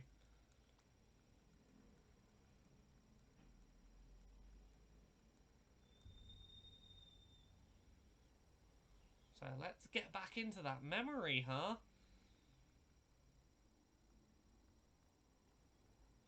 Oh, do I have to go and pick up the roadkill myself? Oh no. Uh, yeah, olfactory, as far as I know, olfactory is the only sense that has a direct channel directly to your emotional centers without having to pass through other things first. Yeah, it's why smells can be real fucking nostalgic. Um, you might not remember why, but you'll usually go like, this smell makes me feel something, and I don't know why. Do a spin. Right, I'm gonna go for like 5-10 more minutes. I want to get back into his brain if possible. I'm annoyed I didn't think to start this stream slightly earlier today, because I think I could have done this in one shot if I'd started like an hour earlier, but oh well. We'll come back and finish this another time. That's my bad for starting late. Down. There we go. Yeah, this game occasionally shows its age in that it makes you do things that are just feel like busy work occasionally.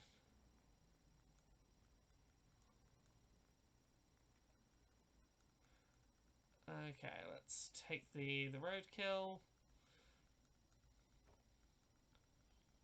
There's a valve container in the car. Yeah, I guess this going in the car scene is why they make us do the walk back.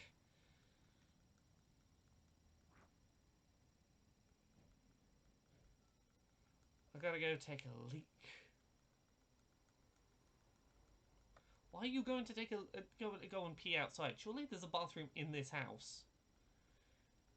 Unless you're going to do something else, what's something more suspicious? Apparently I've got 25 minutes until dinner's ready, so I'm in no rush. Thank you, Jane! Thank you for letting me know. Mwah. I'm very curious what's for dinner. I can smell it from downstairs. It smells lovely. Caboose says, what did you do today? Oh, you know, triggered someone's memories using a dead squirrel. Yeah. Yeah, you got the container for the roadkill, but what is this that rolled out the car? You are not allowed to notice it as Ava.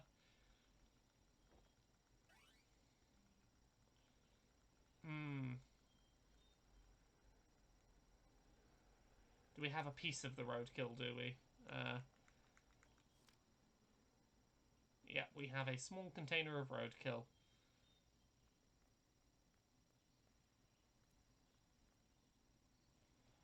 And we're probably going to pass Watts as he comes the other way, I would guess.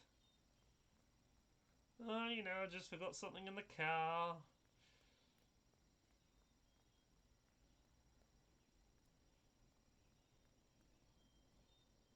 Yeah, here he comes.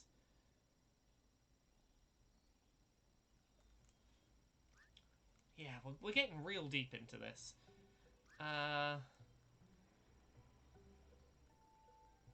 What you up to there, Watts? Where you going? Alright, I've got to go feed my digital pet.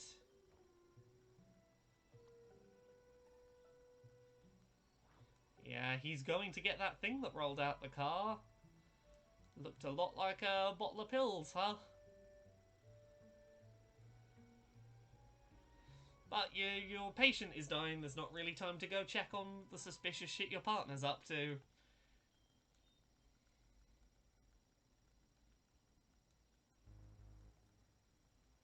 Right, time to jump back into the memory pod. Yeah, so when we get back there, release the valve for about 3 seconds. Help us jog his memory. Yeah, we've got... we've got time that we can probably get to the root of what's going on, I think. Oh, we're so close. We're so close. In we hop. They shine their lights at the other lighthouses and at me. So, in context, the last Act 3, I believe, was billions of lighthouses at the distant end of the sky. And they shine their light at the other lighthouses and at me. When you pair those together, I think it definitely gives a good clue of what's going on.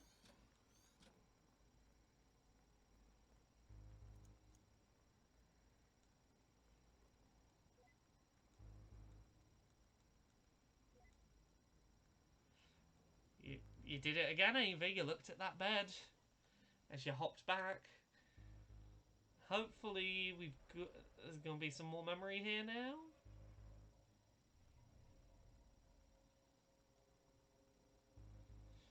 Yeah, this ball is a problem.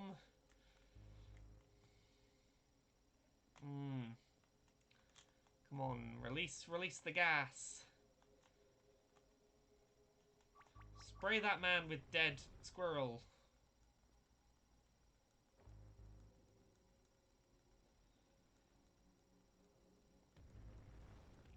Oh. It's all happening. It's all happening.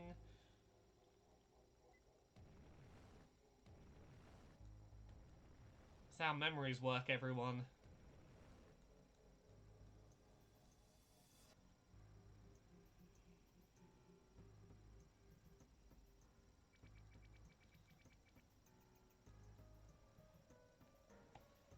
Oh, gotta stabilize him. This memory's quite a lot.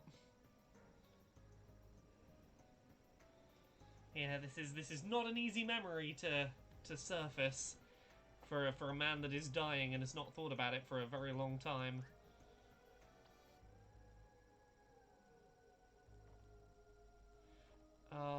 If the system doesn't restabilize, the shock might permanently damage whoever's in here.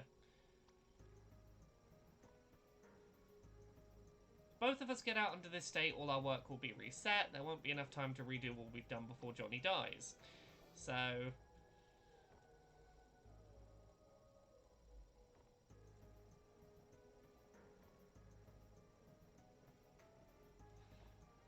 Watts is going to stay in because he's afraid to...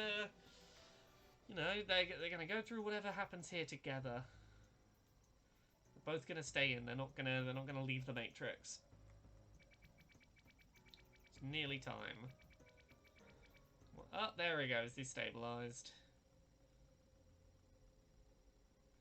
He's all good. I think we're okay. Come on, memory.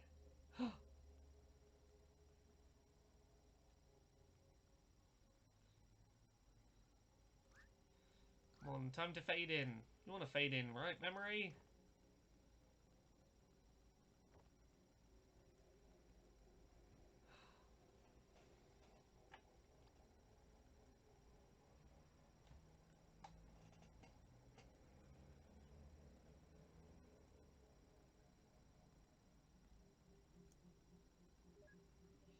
Come on, ball. Take us to the memory. Oh, there we go. There we go. We did it. We did it. We are in the memory. The one. Oh. I'm not ready for this. Oh.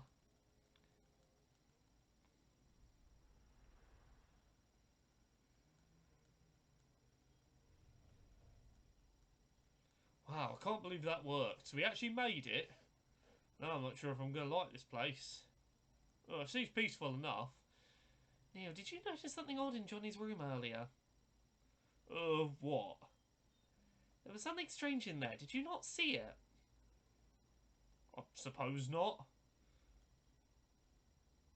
Never mind, I just hope I'm wrong.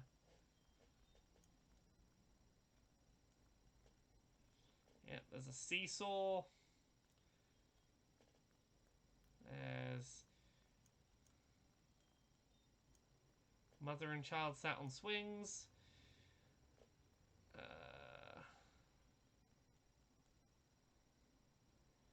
Wow, that sounds fabulous. I know, I know, right? You've got to take them one day. You've got to take them one day. Mm-hmm.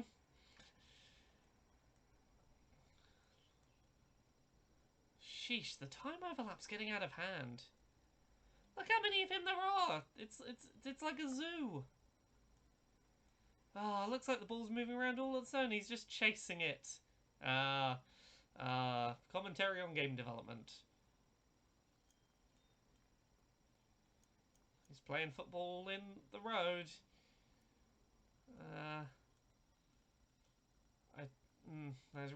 There is some roadkill in the road, but oh.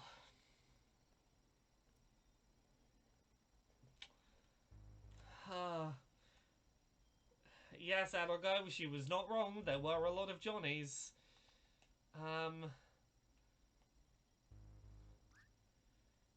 Yeah, Mum's getting in the car. Oh.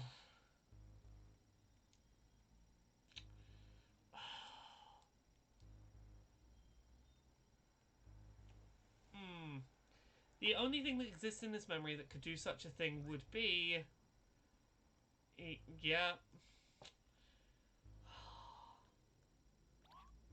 Shut up and come, Watts. You need to see. Oh, I'm not ready.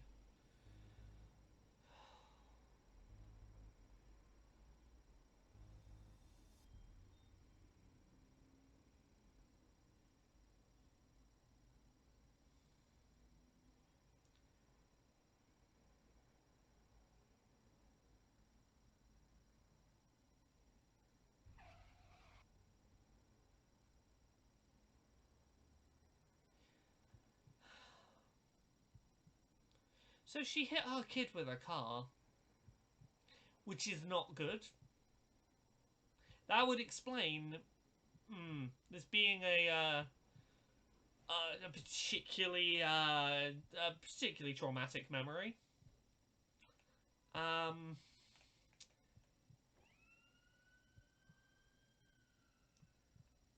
Surely everything's fine, right? Because I don't understand. If he was unconscious, how could we be seeing this here when he never did?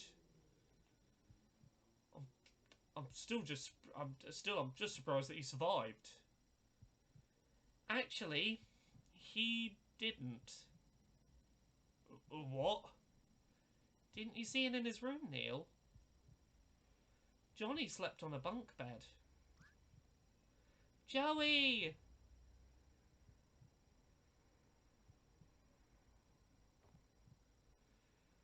Joey, can you hear me? Joey! Why did you hit Joey, Ma? Why did you hit him? Joey, wake up, Joey! Wake up!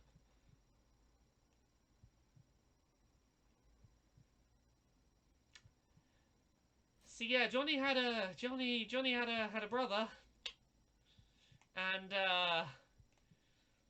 his mum hit his brother with a car and killed him. Um, yeah, even though they were young, to lose a twin brother, not to mention how hurt their mother must feel. At least Johnny had the beta blockers erase the memories. Yeah, it seems like the deal is Johnny's guilt-stricken mum did not want her living remaining son to remember that, hey, you had a twin brother who I killed in a car thing with my car and you saw it, and just sort of gave him a bunch of medication so he would forget that he had a brother slash forget that she was the one to kill his brother. There's a lot of fucked up people in this narrative who do some very fucked up things. Yeah. Fuzzily unlinked, but not erased. Yeah. What about the mother? I don't think she took the beta blockers. She seems to have gone, yeah. She just... Yeah. I don't think she called Johnny Joey as a nickname. Yeah. She has some weird stuff where she doesn't want to acknowledge she's lost a kid, and she keeps nicknaming her one remaining kid after the kid she lost. So that's kind of fucked up.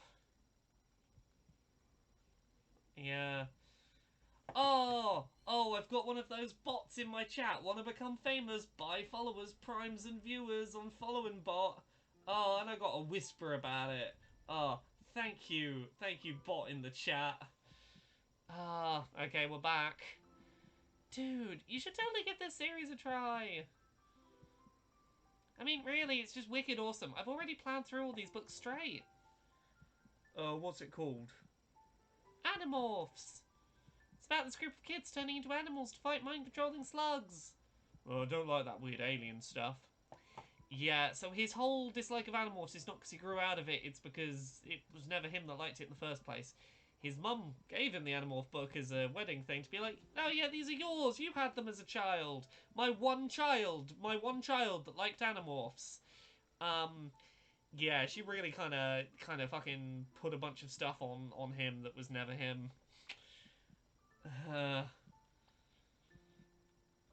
Yeah, instead of going to boring school, they get to turn into tigers and fight aliens. Rawr, rawr, rawr. And then they pick up lasers, and it's all pew pew pew. Ah, pew pew pew pew pew. Okay, so when I was groaning at Roadkill earlier, and that last memory being about Roadkill, I think it was Lady Octopus that made me twig, oh, the whole point of that scene is that someone gets killed in the road. It is very much the Roadkill scene.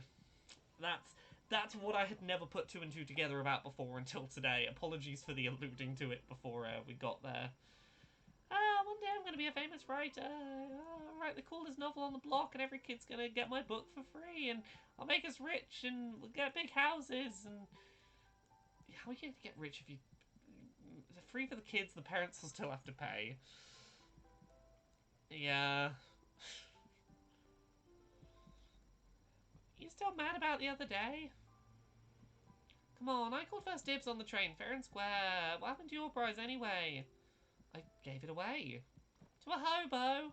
Look, it's not just about that day. You know Ma always favoured you. That's not true. Remember last Christmas? Last Easter and the time we went fishing and... Okay, you know what, you can have my train if you want. Really? Yeah. I mean, hey, by your reasoning, you should just get me another one, right? Yeah. When the favoured child dies and the mother kind of starts treating the remaining child like the one that died, that she misses, yeah, that's gonna fuck you up a bit. Everything that's mine is yours too. I mean, we both get to play with it. Yay! I mean, Johnny's kind of a dick for what he does in terms of how he starts that relationship with River, but like also he's got some fucking baggage. Oh, goodness. Sad old guy. This game is Are There No Therapists? The game. Lady Octopus says, technically there is exactly one therapist.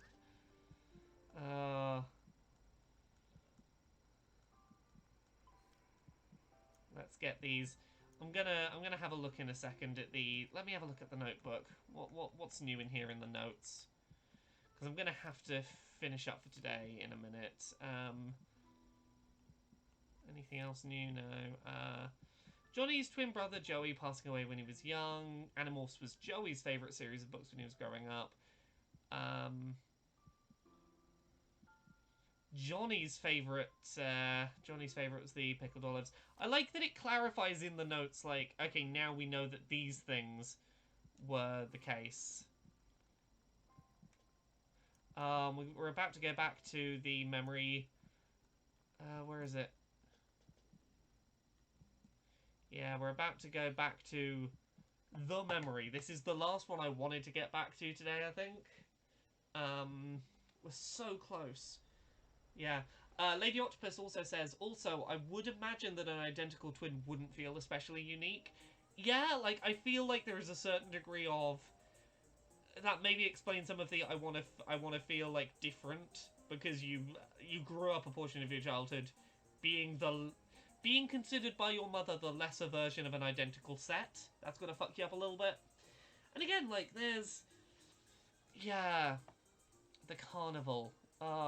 I feel, I'm annoyed I have to stop in a minute, because, like, we're right near the thing where we're going to understand what the whole thing about going to the moon is about. Like, the end of the carnival is where we find out why the moon. I don't want to interrupt that midway through, actually, so I'm going to say, I'm going to finish this off tomorrow afternoon, same sort of time, so probably like 2 o'clock in the afternoon UK time, about 5 hours earlier than now. Thank you very much, everyone, for watching today. This has been really lovely. How do I save in the Switch version? Does it auto-save, or do I need to... Let me make sure I know how to save before I... Does anyone know whether this auto-saves, or if I have to do that manually? I don't know what the case on this Switch port is. There is no obvious place I can see to head to save.